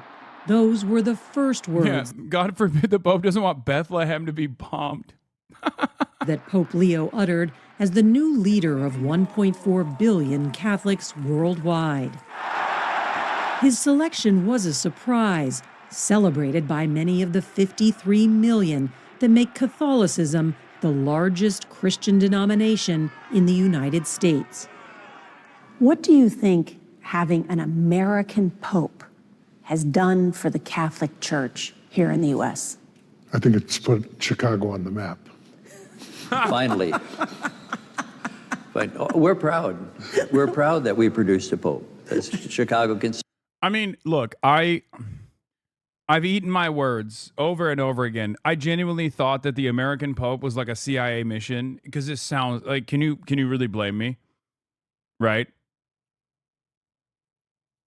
Can you blame me? I was like, come on, man. Like, really? A motherfucking American Pope from Chicago? Like, that just straight up feels like, Opus Dei, CIA infiltration of the Vatican. I was wrong. It turns out maybe the reason why they chose the American Pope was because they thought at least this American Pope could like restrain the American Satan, the great Satan. I genuinely thought it was for the opposite reason, where the Pope was going to be like noticeably absent from the conversation about like, Israel blowing up churches and shit. Turns out, nope. It was actually so that you could carry that message directly to the American Catholics and maybe even the president. It turns out, not that it matters. Obviously, the president is the Antichrist, which is unbelievable. And it's so funny that his base of support are fucking evangelical Christian Zionists who don't recognize that he is unironically the Antichrist. Yes, Eric Swalwell is resigning from Congress as well. I'll cover it. Say that. The Archbishop of Chicago, Cardinal Blaise Supich, as well as Cardinals Robert McElroy of Washington, D.C., and Joseph Tobin of Newark, New Jersey, agreed to their first ever joint interview. Their candor surprised us about the new pope and what they're hearing in the pews. We're the 3 American cardinals that are actively serving dioceses right now. So we listen to a lot of people. It's part of the job description. And I think we're aware of the anxieties of people about the threats to peace at all different levels. Would you like to see this first American pope be more outspoken on issues that he disagrees with? He's the pastor of the world. He's not a pundit. So the distinction is he's not. Would you like to see the Pope be more outspoken on issues? It's such a funny way to frame it. It's like, dude, that's the voice of God. Again, I don't believe this stuff, but at least I have like working knowledge of what's fucking going on. Like, what do you mean? You're treating it like he's going on the Sunday shows. Like, no, he is like the He is the man channeling what God wants. His job is to literally say those things. His job is unironically to go around and be like, we got to feed the poor. Okay? We gotta give everybody shelter. Stop killing immigrants. I'm not going to pronounce on everything, but he's going to pronounce on what's important. War is back in vogue. He started in January with a speech criticizing U.S. military action in Venezuela. After that, the Vatican's ambassador in the U.S. was called to the Pentagon for a meeting, which two church officials described to 60 Minutes as unpleasant and contentious. Both the Pentagon and the Vatican have said since in multiple statements that it was routine and provided an opportunity for an exchange of ideas. Here he is. In March, we traveled to Italy and managed to ask Pope Pete Hegseth lecturing the Pope. Pete Hegseth with a Templar tattoo lecturing the motherfucking Pope, being like, yo, you're being a pussy, dog. Hey, you guys need to tell your Pope to shut the fuck up. Y'all need to tell the Pope, shut the fuck up. We're doing hoorah, hard dick military action, sir. You understand me? Hoorah, baby. Leo a question about the war in Iran. Holy Father, can I ask you what your hopes are for the Middle East? I'm praying for peace. I hope that ceasefire would be the most effective way to work together, to find peace for all parties, to respect all parties. Thank God, because he lived in Peru for a little bit. Thank God he lived in Peru for a little bit, so at least he has like a little bit of an accent. You know what I mean? Because otherwise, I feel like it's just bad vibes. I still can't get over the fact that he's got like a Chicago accent. You know what I mean? Like, you can't have the Pope be so American, man. You can't. Like, it's just, I'm sorry. The Pope should not know what the Bears are, the Cubs. White Sox fan as the Pope, you know? What the fuck? And to come to a solution, which is too many years in, creating problems for everyone. So Thank you. work for peace. Since our visit, the Pope's tone has sharpened. This past week, he issued a rare condemnation of President Trump's threat to destroy Iranian civilization. The Pope called it, quote, truly unacceptable. He also took the unusual step of issuing a call Running around being to like, hey, action. I'm the motherfucking Pope. Contact the authorities, political leaders, congressmen, to ask them, tell them to work for peace and to reject war always. The Holy Father usually avoids calling out President Trump by name or any member of his administration. But in a Palm Sunday homily, he appeared to reference the religious language Defense Secretary Pete Hegseth, who is Christian but not Catholic, often uses to frame the war. Blessed be the Lord, my rock, who trains my hands for war and my fingers for battle. Pope Leo warned that Jesus, quote, does not listen to the prayers of those who wage war. Is this a just war? No. Under Catholic teaching, this is not a just war. Catholic faith. Dude, can you imagine if the Pope excommunicated J.D. Vance? I would die. J.D. Vance, for those of you who don't know, is an adult Catholic convert. And let's be real, and I think a lot of the, what is it called? Like the crib Catholics? Catholics is the crib. Well, or cradle Catholics will say, adult convert Catholics are some of the most annoying motherfuckers out there. And J.D. Vance is annoying even before he did that. Okay? But there is something really funny about the potential of having the new American Pope excommunicating directly J.D. motherfucking Vance from the Catholic Church. That would be hilarious. God, what a fucking loser he is. We could see it happen. Honestly, we could see it happen. Teaches us there are certain prerequisites for a just war. You can't go for a variety of different aims. You have to have a focused aim, which is to restore justice and restore peace. That's it.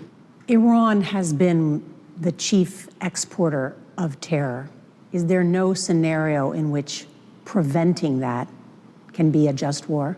60 Minutes trying to debate with a bunch of Catholic fucking priests. Don't you have any allowances for a little bit of child murder is awesome. Like, yeah, no, this is perfectly American, okay? Bunch of Catholic priests sitting there being like, this is not a just war. And she's like, well, what if the babies we're killing had bad vibes? It's an abominable regime, and it should be removed. But this is a war of choice that we went to, and I think it's embedded in a wider moment in the United States that's worrying, which is this. We're seeing before us the possibility of war after war after war. President Trump has argued that military action against Iran was justified in order to destroy its nuclear and ballistic missile programs, among other reasons. Cardinal Cupich not only takes issue with the war, but also what he calls the gamification of how the White House has portrayed it on social media. Flawless victory. We're dehumanizing the victims of war by turning the suffering of people and the killing of children and our own soldiers into entertainment. You called it sickening. It is sickening to splice together movie cuts with actual bombing and targeting of people for the purpose. She's like, but what if it wasn't sickening? Cardinal, Archbishop, what if it was cool though? I'm 60 Minutes, and this is CBS News. What if it was tight? Purposes of entertainment is sickening. This is not who we are. We're better than this. We spoke with the cardinals in the nation's capital. It was a wide-ranging conversation in which they told us Pope Leo inspired them to weigh in on political issues, including the administration's mass deportation efforts. This past January, Cardinal Tobin called Immigration and Customs Enforcement, or ICE, a lawless organization. Cardinal, those are strong words to call ICE a lawless organization. Yeah. Why did you do that? I didn't say that they were people without law, but when people act in this way, when they have to hide their identities to terrify people, when they can... Again, this is one of the instances where you could just say, hey, I don't know if you know this, but I'm a fucking Catholic bishop, okay? That's it. You could be like, hey, my source, the Bible. These are the guys who could literally do that. Sincerely be like, I don't know if you know this, but like, you know, this is really fucked up. Americans are so used to the evangelical Christianity that is the most psychotic version of like, you know, fake religion that we've ever experienced, we've ever encountered, like the televangelists and whatnot. That just constantly dick eat Trump, no matter how satanic he is, that when they actually meet like normal religious figures, they're like, I don't understand. Like, why would you say that about ICE agents? I don't know, because they're fucking behaving in a satanic manner. I mean, look at this guy. He's got a fucking iPhone that he's using as a body camera. What more do you want to know about this process? And actually violate other guarantees of our Constitution and Bill of Rights. Well, I think somebody's got to call that out, and I'm not the only one. Pope Leo is weak on crime. You bolt awake. In the University of Wittenberg, you are not online. The year is 1517. You are Professor Martin Luther, and you have changed your mind. The future cannot come to pass. The church must remain. Oh, that's awesome. I've made a grave mistake. McElroy, we are speaking in a church here in Washington, D.C. that serves a largely immigrant population. The pastor asked us not to share or publicize this parish name or location. What's he worried about? He's worried for his people. They live under fear, and thus our mass count at the Spanish masses in our archdiocese went down 30% from the year before. 30%, that's a lot. And it's all fear. Before he became Archbishop of Washington, Cardinal Robert McElroy served as the Bishop of San Diego, one of the busiest stretches of the southern border for illegal crossings. I feel it got to a point where it was getting out of control. Under Biden. Under Biden, yes. You believe in strong borders. There you go. That's the same bishop that was like, yeah, it's an abominable regime. We must take it out. See, they even brought a chud. There you go. They even got a chud archbishop criticizing Donald Trump. What more do you need? So what's wrong then with the current policy? This is a roundup of people throughout the country, people who have been living good, strong lives, been here a long time, raised their children here, many of their children born here, and are citizens. That's what our objection is. But this was discussed during the campaign. If you're a cardinal and you say Jesus would have been for strong borders, you're insane. Like, that's right. Jesus Christ would have been for border security. Jesus Christ would have been frustrated with how porous our borders have been. It was widely discussed. And yet President Trump won the Catholic vote over Kamala Harris handily, 55 to 43%. He promised to secure the border. He talked about deportation, and a majority of Catholics voted for the policy. I would like to know what Catholics feel about this indiscriminate mass deportation. I think that it's very clear the American people are saying, we really didn't vote for this. What do you say to people in the pews who say, I don't want to hear politics from my priest? I say, fine. I want to preach the gospel. God wants us to promote peace in the world because his desire is that we be one human family. What we're seeing as pastors is an enormous... See, that's woke. That's unironic. Again, God wants us to all be seen as one big family. Okay, that's woke as fuck. You see what I'm saying? You can't have it both ways, man. That's it. That's how it is. Jesus wasn't like, what's the color of your skin before I figure out if I should heal you, leper? You know? Jesus wasn't like, are you in a network of coverage? I'm HMO, you know? I'm a HMO Jesus. I'm not PPO Jesus. Sorry, these lepers will not get cured. Like, that's not how it is. Profound level of human suffering. And that's what motivates us. We found a sign of what motivates Leo and how his church will care for migrants and the less fortunate in a sacred space 15 miles southeast of Rome. Nearly 2,000 years ago, Castel Gandolfo was the villa of a Roman emperor. For the last 400 years, it has been the Pope's summer home.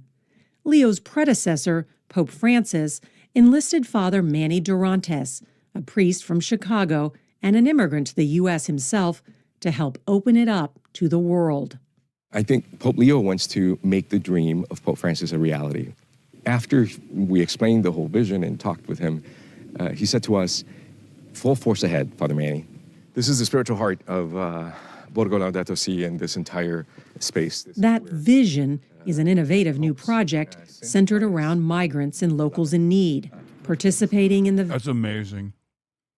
Respect. Dude, this is what it's supposed to be about, man. Oh, thank God the fucking second Pope is also woke. We got woke Pope 2.0, you know?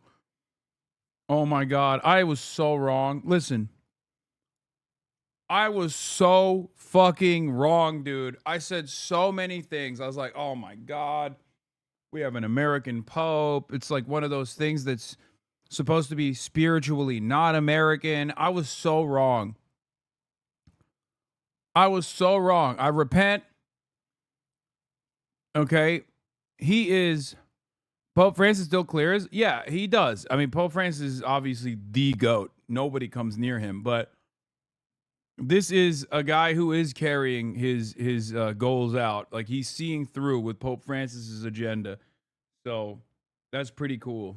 Vatican's first job training center. They're teaching sustainable farming, gardening, and cooking at the same estate where Pope Leo comes to rest every week. How many migrants are you talking about that may be part of this job training program? Between migrants and people in vulnerability, our goal is to be able to at least train about 1,000 people, per year. America's going to drop ship ice in there, dude, on Italian soil. That doesn't sound like a big number, but ultimately it's a model. of how if every church did something like this, every diocese, we have 6,000 of them, that's a lot of people we could train in a year. My name is Ali. I'm the Yamin. I'm from Bangladesh. My name is Nermin from Syria. We met the first graduating class of chefs in training that included refugees and migrants from around the world. One was a young man from West Africa who survived the dangerous journey by sea to the Italian island of Lampedusa in the Mediterranean, where tens of thousands of migrants have drowned. Pope Leo will spend July 4th in Lampedusa, Italy, a site where tens of thousands of migrants land on their way to Europe every year. It's America's 250th birthday. Do you think the Holy Father is sending a message, Cardinal, with that visit? He's sending a message that his top priority right now is to be with those who are downcast and marginalized. Coincidence that he's going there on July? He's the Pope, man. Is this lady not Catholic? I don't understand. He's the Pope. Why the fuck would he give a shit about America's 250th anniversary, dude? He is responsible for an institution that has been around for a lot longer than America has. He's the Pope. He's got other shit to worry about.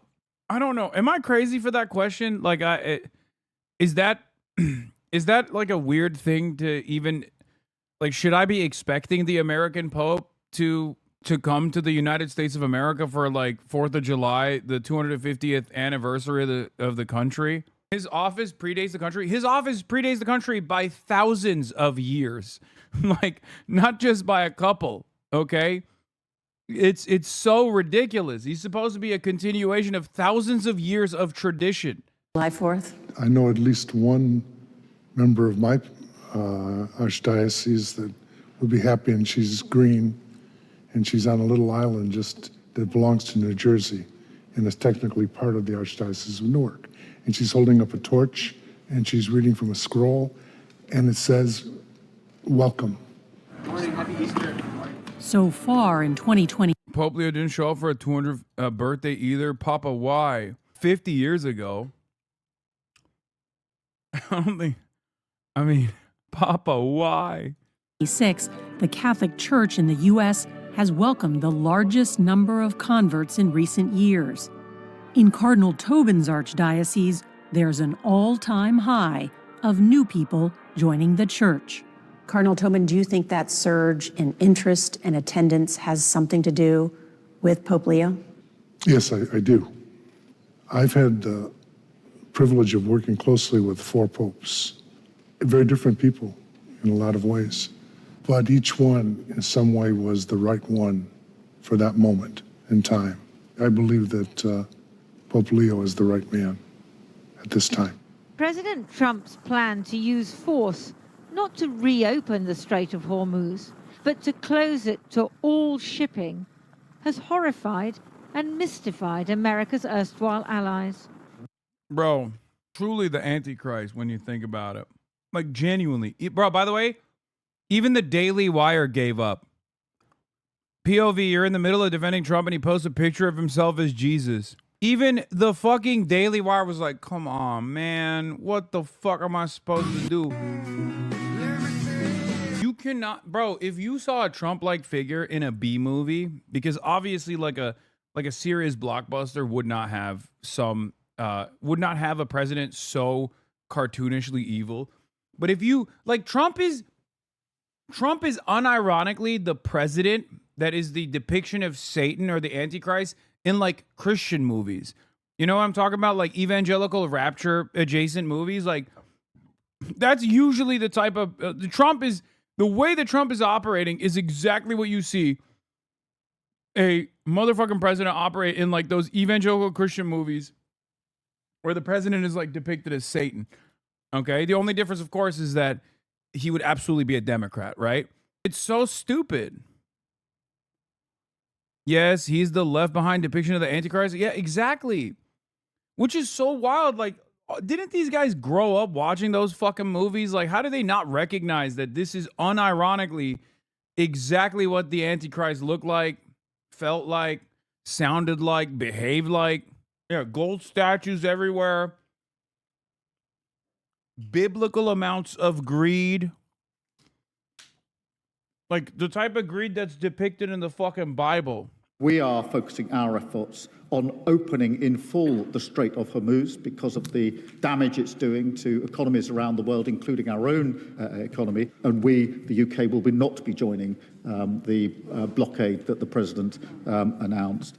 The ongoing closure of the Strait of Hormuz is greatly damaging, and the restoration of the freedom of navigation is of paramount importance for us.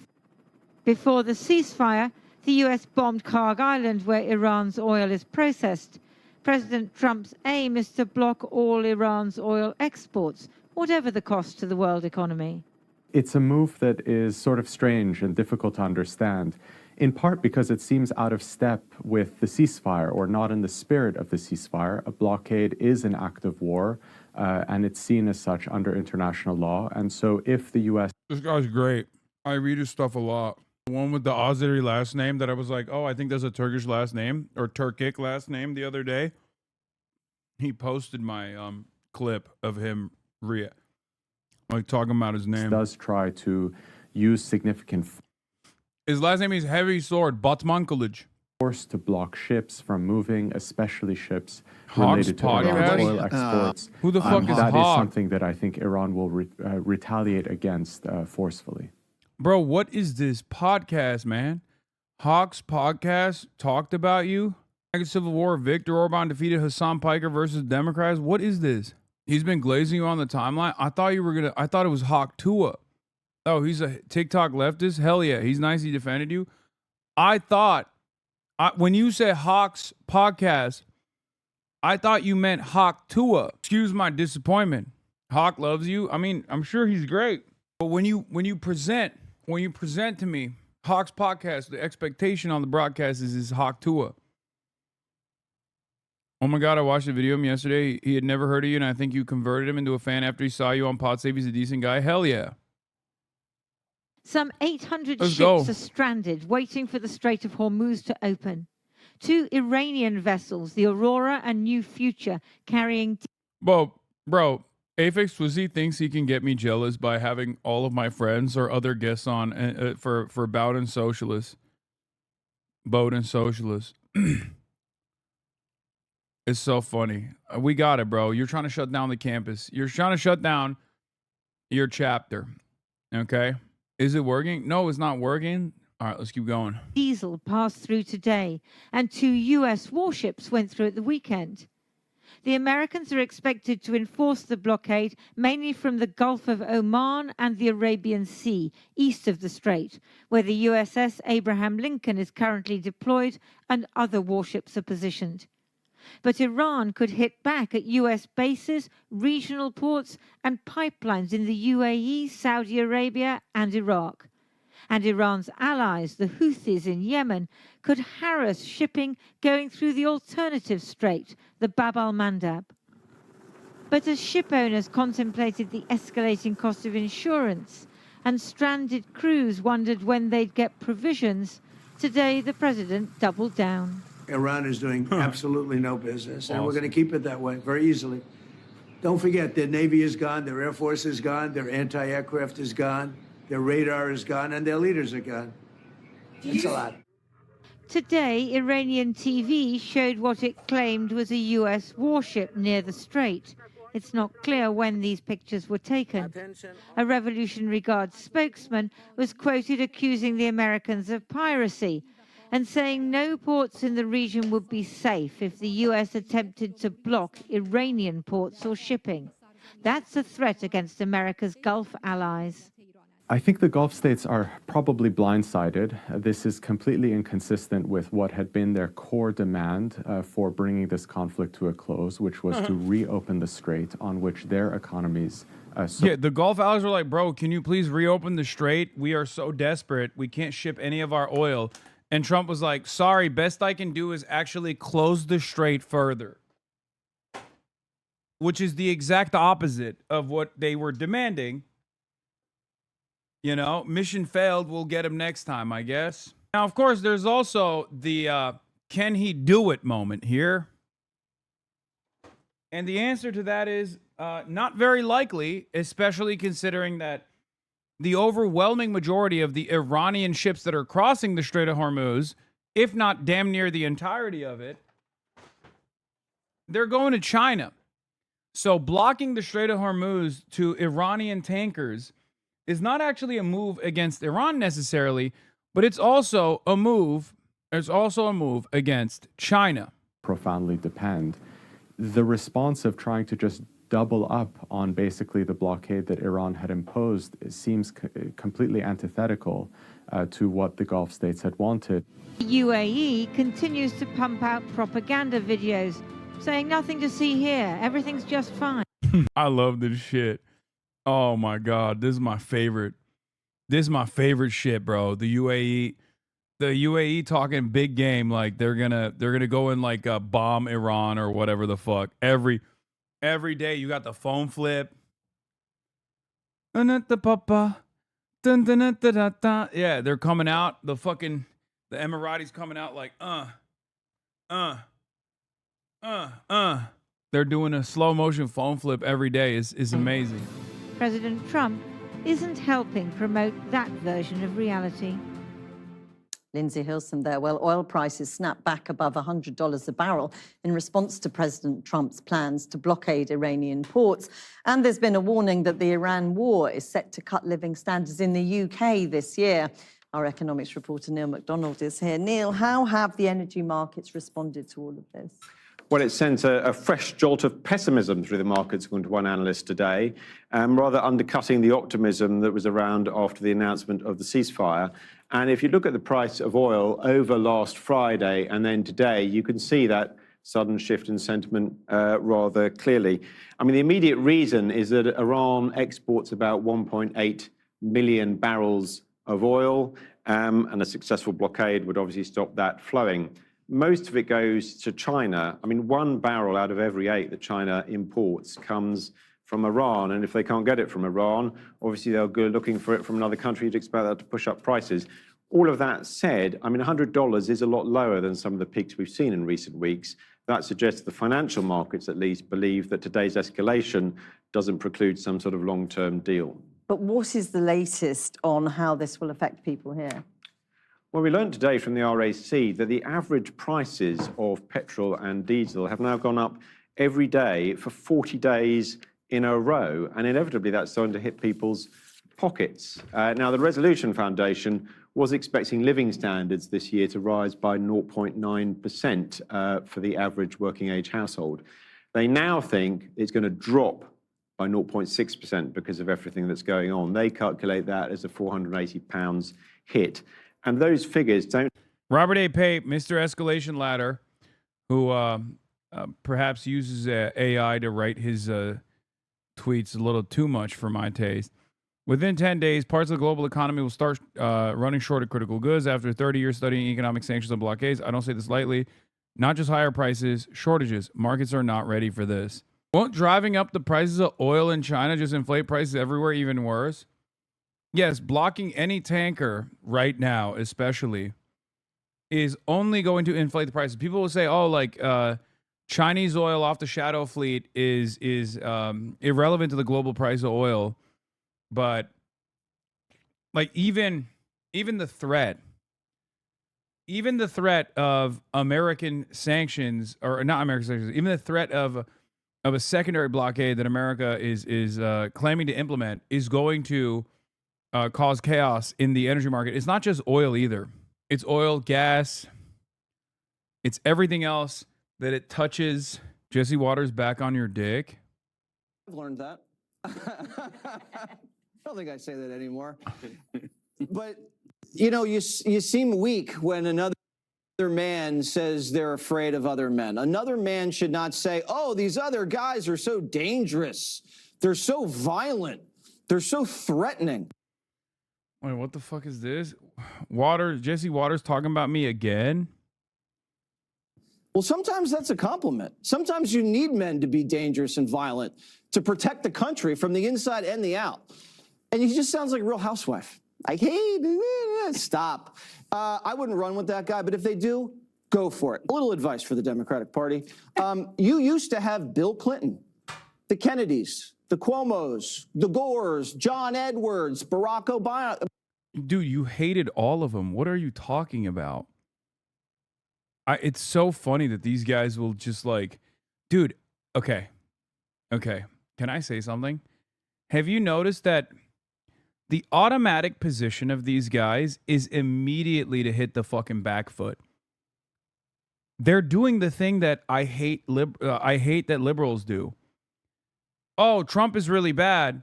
The previous Republican Party was a competent one with George W. Bush.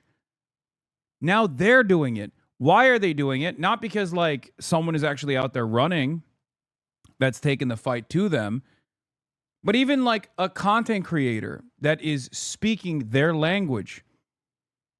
All of a sudden, they fucking backtrack into defending previous administrations. Oh, they weren't this bad. They weren't this bad. This is exactly the Trumpian method, dude. They do this because they're worried. Democrats, take this lesson. Obama, kind of. You used to have tall, athletic, handsome men. Can I say handsome? Yes. I'm that secure in my masculinity. Either that or I'm gay. But I'm not saying, we have breaking news. Yeah, breaking news because of. What the fuck? He was going through a rant when he was talking about Democrats used to be tall and handsome. Is he saying I'm short and ugly? Like what the fuck's he trying to say? I don't even understand. And then there's a breaking news in this clip. It doesn't even make sense. Fox News cuts him off as Jesse Waters is glazing me. Did I turn Jesse Waters gay? I guess we'll never know. Jesse Waters was moments away from coming out of the fucking closet, and Fox News had to cut him off with a very important announcement. Representative Eric Swalwell is resigning from Congress.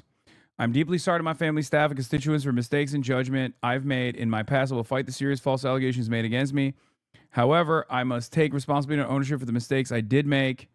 I'm aware of efforts to bring an immediate expulsion vote against me and other members. Expelling anyone in Congress without due process within days of an allegation being made is wrong, but it's also wrong for my constituents to have me distracted from my duties. Therefore, I plan to resign my seat in Congress.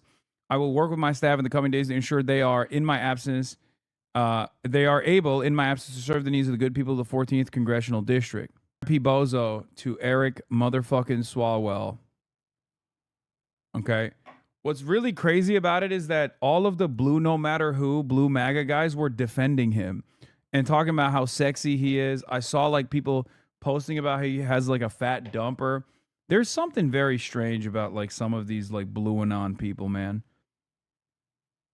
Like I don't understand it. I don't understand why they're like, they've psyoped themselves into liking people as long as they're like establishment Democrats, kind of. New Kyle declaring total Hassan victory just dropped. Oh yeah. I mean, so as you guys know, there's a massive war, civil war going on when it comes to MAGA, specifically among the pundits. The base is still with Trump, but the right-wing pundits are at war with each other. But what fewer people know is that there's also currently a Democratic civil war going on. And in that Democratic civil war, you have Third Way, which is a literal like corporate organization. They are going after Hassan Piker, and by extension, everybody on the left flank of the Democratic Party. Okay? And what they've done is they've smeared Hassan viciously and relentlessly.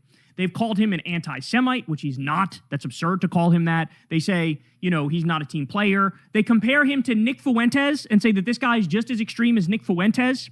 And what they're trying to do is cancel the entire left flank of the political spectrum and say, you can't take these people seriously. The Democratic Party needs to be a right-leaning party. They need to be a centrist party.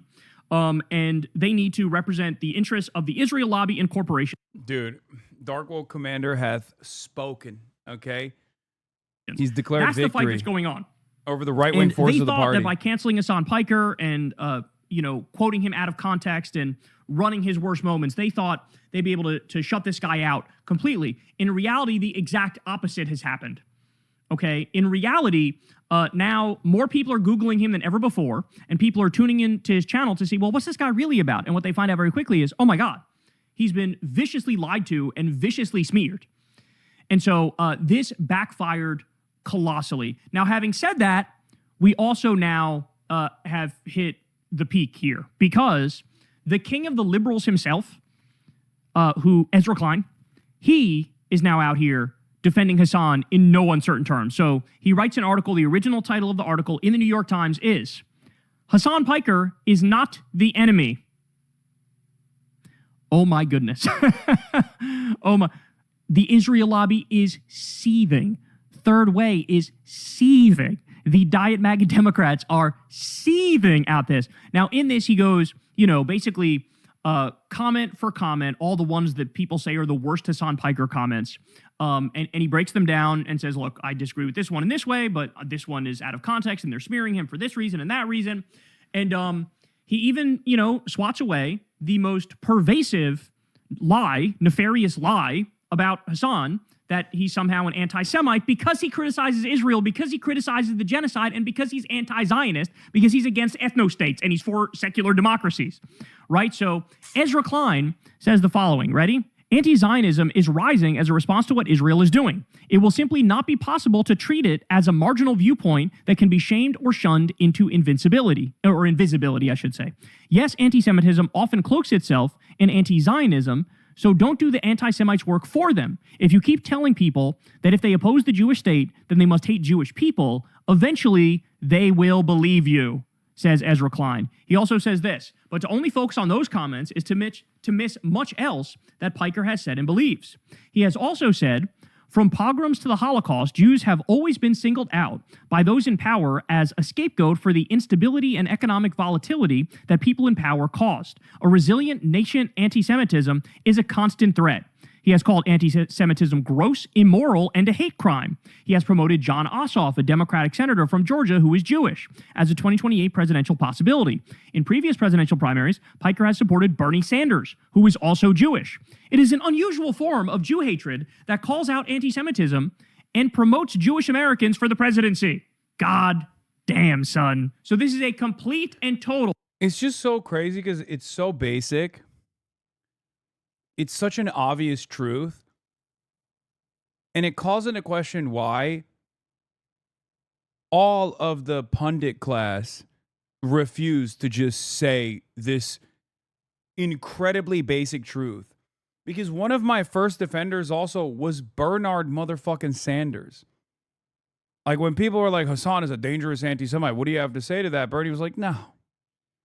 It's ridiculous. So like, but weirdly enough, all of that got lost, I guess, in translation. Not only Hassan Piker victory, but it is by proxy a victory for the entire left flank. They tried to cancel the entire left flank of the Democratic Party here and failed miserably. Because we are rising. It is our turn to take the reins of power. It is our turn to fight back against the fascists and show the corporate centrists how it's done. Your limp dick approach to politics, where you half agree with psychotic fascist imperialist terrorists, is never going to work. It's never going to win, and it's immoral. We need actual lefties. We need the opposite of MAGA. And now we're going to teach you a lesson, and we're going to show you how this thing goes, okay? Hassan also went on another place, which I think it's fair to call the king of the liberals here. Ezra Klein is the king of the liberals, and then I guess you could call PodSave like the liberal lion's den or something, right?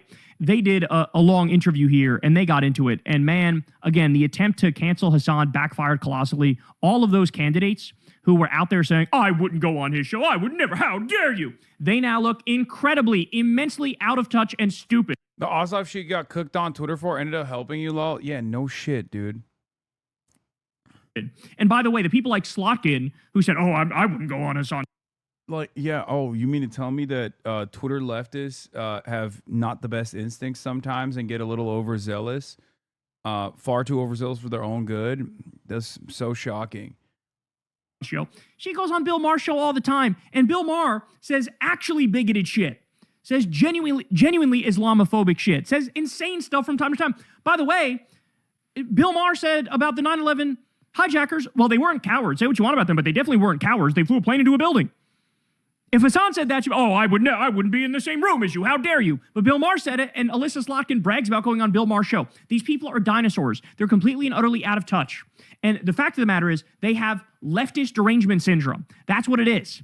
So here is Hassan Piker on Crooked Media here on Pod Save America, and listen to this back and forth. You said you wouldn't vote for Gavin Newsom against J.D. Vance in 2028. Yeah, You vote third party. I mean, I don't even think that's going to be a problem. Well, but like a lot of people. In other words, what he's saying here is, Gavin's going to lose the primary. He's going to lose the primary because he's shooting himself in the dick. He's shooting himself in the dick by talking to Ben Shapiro and saying to Ben Shapiro that he doesn't think what Israel did is a genocide, when like 90% of Democrats believe it is a genocide and are fucking morally outraged by it. He's shooting himself in the dick by arguing against a billionaire's tax in California right now as we speak, when, Democrats are waking up and realizing class politics is like a factual truth, right? I mean, we just saw the whole Epstein scandal. They're raping kids on an island. This is what the top 1% is. This is what the Epstein class is. And Gavin Newsom wants to make sure we don't raise their taxes. So this is why it's not going to be a problem, because Gavin Newsom is probably not going to hang on and become the winner, because he doesn't have the politics that fit the moment. Including people who share a lot of your critiques of the Democratic Party, hear that and think, like, this is the problem. When the stakes are concrete, like a Vance presidency, another 4 years of what we're living through, the people who say they're building a movement would, rather preserve their own power than, do what winning requires and, hold your nose and vote for what you believe would be the lesser of two evils. Like, how do you respond to that? I want the Democratic Party to treat me like a never Trumper. I want the Democratic Party to treat me like a triple Trump voter, okay? Because it turns out that's all they're tuned into. So if what it takes for the Democrats to turn around and be like, wait a minute, we're losing this guy, we have to win him over again or whatever, instead of just like taking my vote for granted, as they've done so over and over again for the left flank, then, I'm going to say things that may or may not. Did you just say who's the blonde guy? That's the fucking king. That's the dark woke commander, Kyle Kalinske, chatter. Put some respect on his name. End up being true, but it doesn't matter. We're so far out from the election anyway that it's like I'm just saying, look, now is your opportunity to find a good candidate instead. But you see, as we head into these, that like after what we've lived through these last years, the stakes and the stark difference between even a Democrat who you and I might find not up to par, to say the least, versus Vance or whoever the fuck they put up. Of course, I mean, I hate Republicans. I oppose them. I say that all the time. I think that the Republicans are far more damaging. The biggest terrorists. The biggest domestic terrorist in this country, the biggest terrorist internationally, is the Republican Party. And not only that, but it's just like I want to fight against the growing fascist movement in this country. My frustration with the Democrats is their conciliatory attitude towards that, and their lack of investment in this struggle. This idea that, on the one hand you say Donald Trump's a dangerous force. I see that, I recognize that, but then you turn around and you take on his anti-immigrant narratives and anti-immigrant messaging from the 2020 election that you won. By the way, that's a bar. The Republican Party is the biggest terrorist organization on the planet. That's a bar. That's also something I've been saying for a long time. Like, you guys know my whole spiel. It's a fascist, terrorist, imperialist death cult. That's what the Republican Party is at this point. So I'm in total agreement with the Democrats and the liberals when they say, like, listen, when push comes to shove, whoever the fuck gets through the primary, not only will I vote for them, I will crawl over motherfucking broken glass to vote for them. Without a doubt. Okay? So, like, that's gonna happen regardless. Having said that, we can do fucking better than Newsom. We can do better than people who are constantly cucking themselves to MAGA and the Republicans, okay?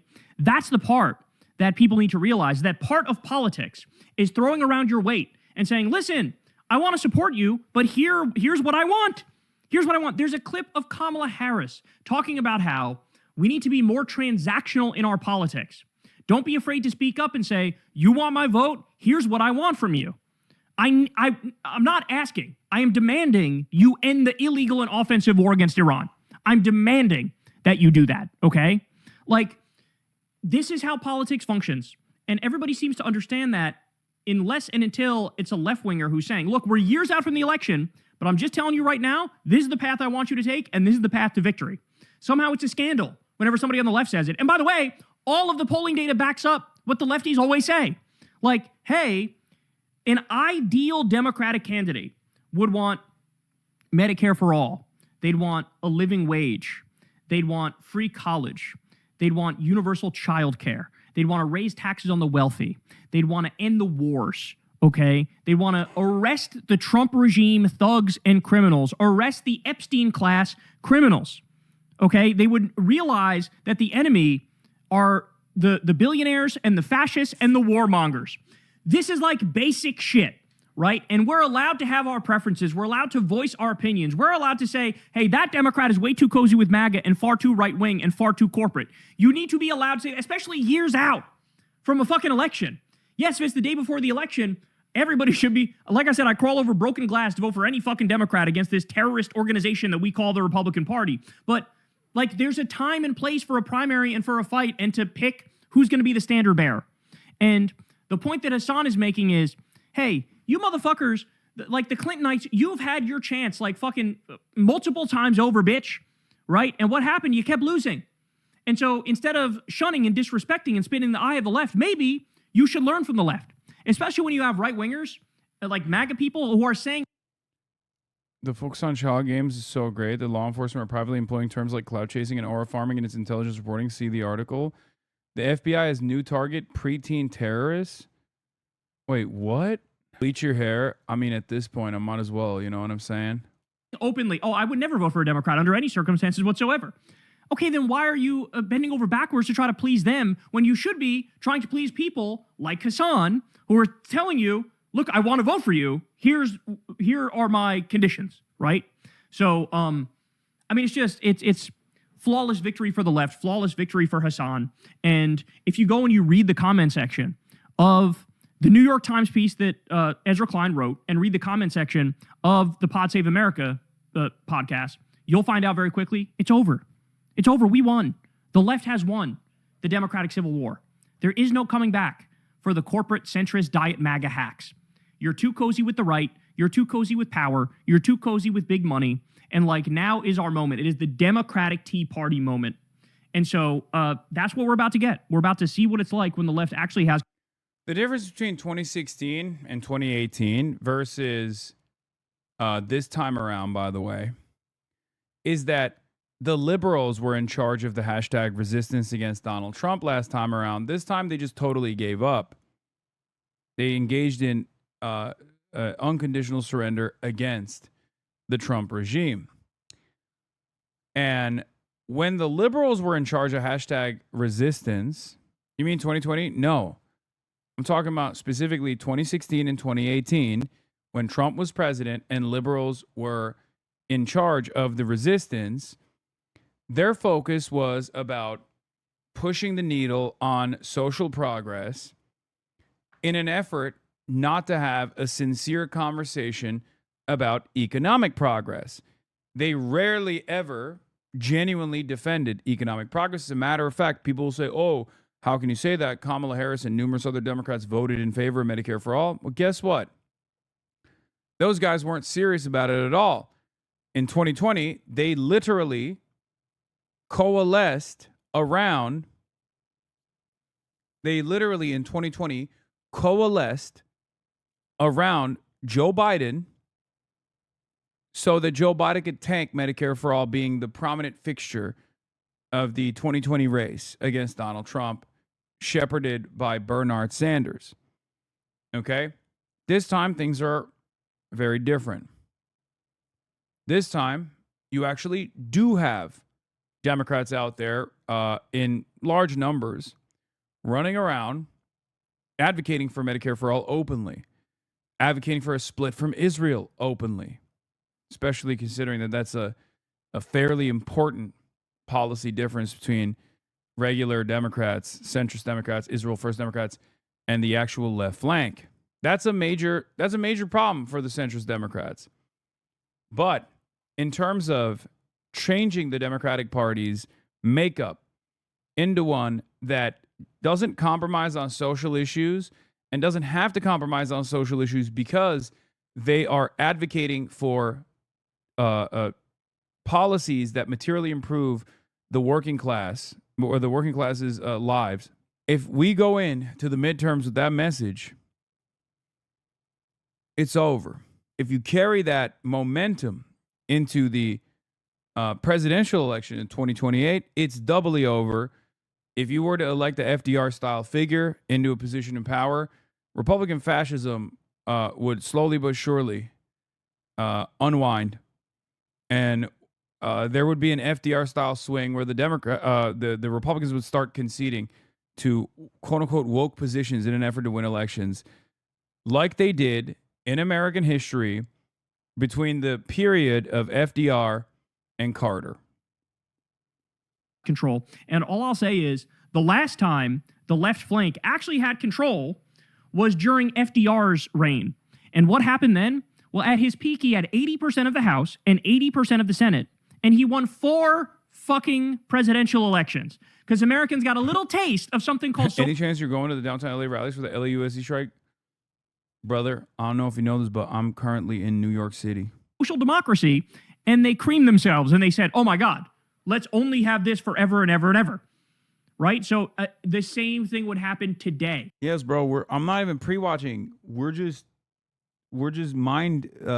We share one mind, you know, as a hive mind.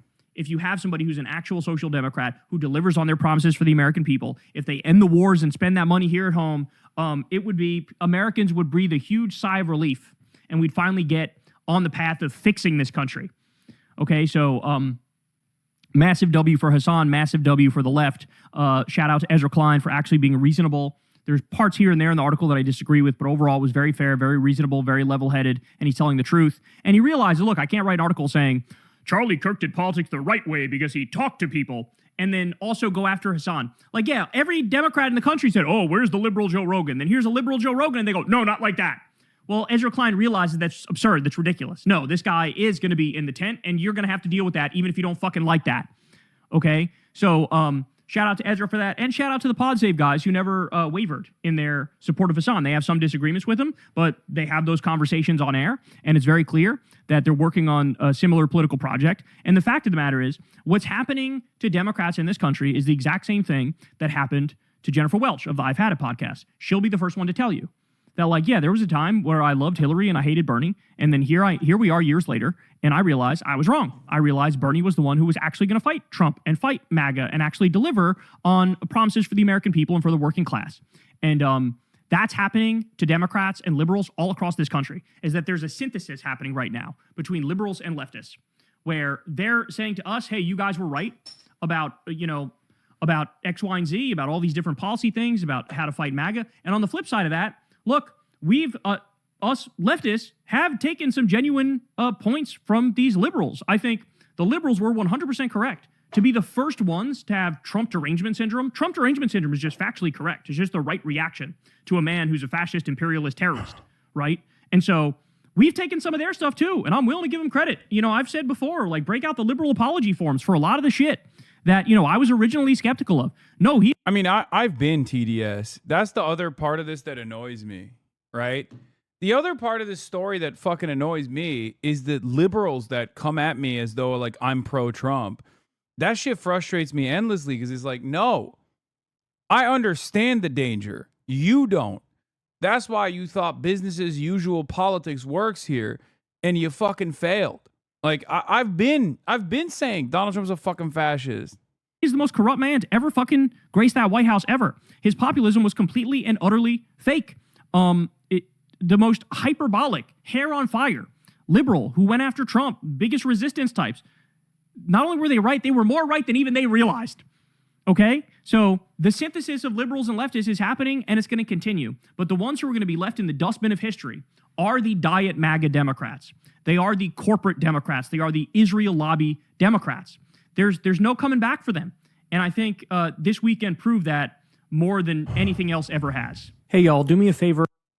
What is this censoring? Your father, a censor for Jimmy Kimmel? Yeah. He is literally the overseer just for that show? Yeah. When he heard that Charlie Kirk joke that Jimmy Kimmel made, did he go, loved it? It wasn't even a joke. It was like a statement. No, it was like it was a statement, and it didn't fully implicate, but it basically kind of blamed conservatives for the death of Charlie Kirk. Kirk. Which, and they isn't wrong. I mean, America deserved 9/11 in the same way. Where's your dad? Where's your dad? I don't know. John Marco, I couldn't tell you. This girl hates you, by the way. Does she? Why is she copying my fucking swag then? Ivy's kind of annoying, not gonna lie. I don't know who this is. I have no idea who this person is, but right off rip, she gives me like Red Scare girly vibes. Joke. It was. She has like a Red Scare vibe to her. You know what I mean? Seems more charismatic than them, and is fairly funny off of the clips I've seen. But I can see her being like, I hate Hassan. He's so fucking annoying. He's so woke. He sucks. Because all the people around me feel that way. She went on a 10-minute IG rant about you a year ago because you were mean to her. Wait, what? I was mean to her? I know who this is. She's on TV. She's not really a politic person. She's an actor. Do people know who Red Scare is at this point? Dude, sometimes there are things that I guess I cover and just totally forget. It's kind of scary. It's actually kind of scary when you say like, "Oh, dude, you talked about her and she went on a 10-minute IG rant about you because you were mean to her." But like I don't remember. But I think she's funny. Red Scare is like a edgy. It was about the show Honora she was in.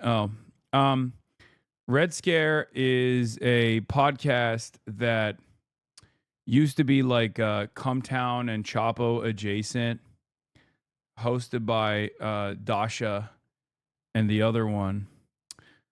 And one of them became like a anti-vaxxer freak who almost killed her child because of her anti-vaxxer shit.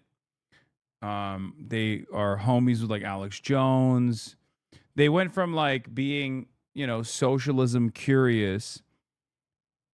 The podcast itself was literally named after, the Red Scare, to straight up fucking fascists, constantly leaning into more and more edgy commentary.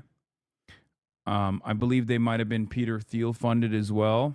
But yeah, they have like, Dime Square is like the movement that had zero cultural products and unlimited articles written about them, because during the 2020 lockdowns and in 2021, every New York Times writer wanted to be friends with these people that they perceived to be so edgy and so heterodox in their thinking. She isn't Red Scare adjacent. Okay, well, I was just saying she seems like Red Scare adjacent, but maybe she's not. This girl is funny though. I don't know what she just has like Red Scare, Dime Square vibes, but she's very funny with the clips that I've seen of her recently. She is? Oh, there you go. I mean, that was 2 years ago. Maybe she's no longer Red Scare adjacent. I don't fucking know. But it does make sense. Maybe she's not anymore. I don't know. I don't really care, to be honest. Who gives a fuck? Okay, whatever. She's Red Scare. Damn, this guy's good.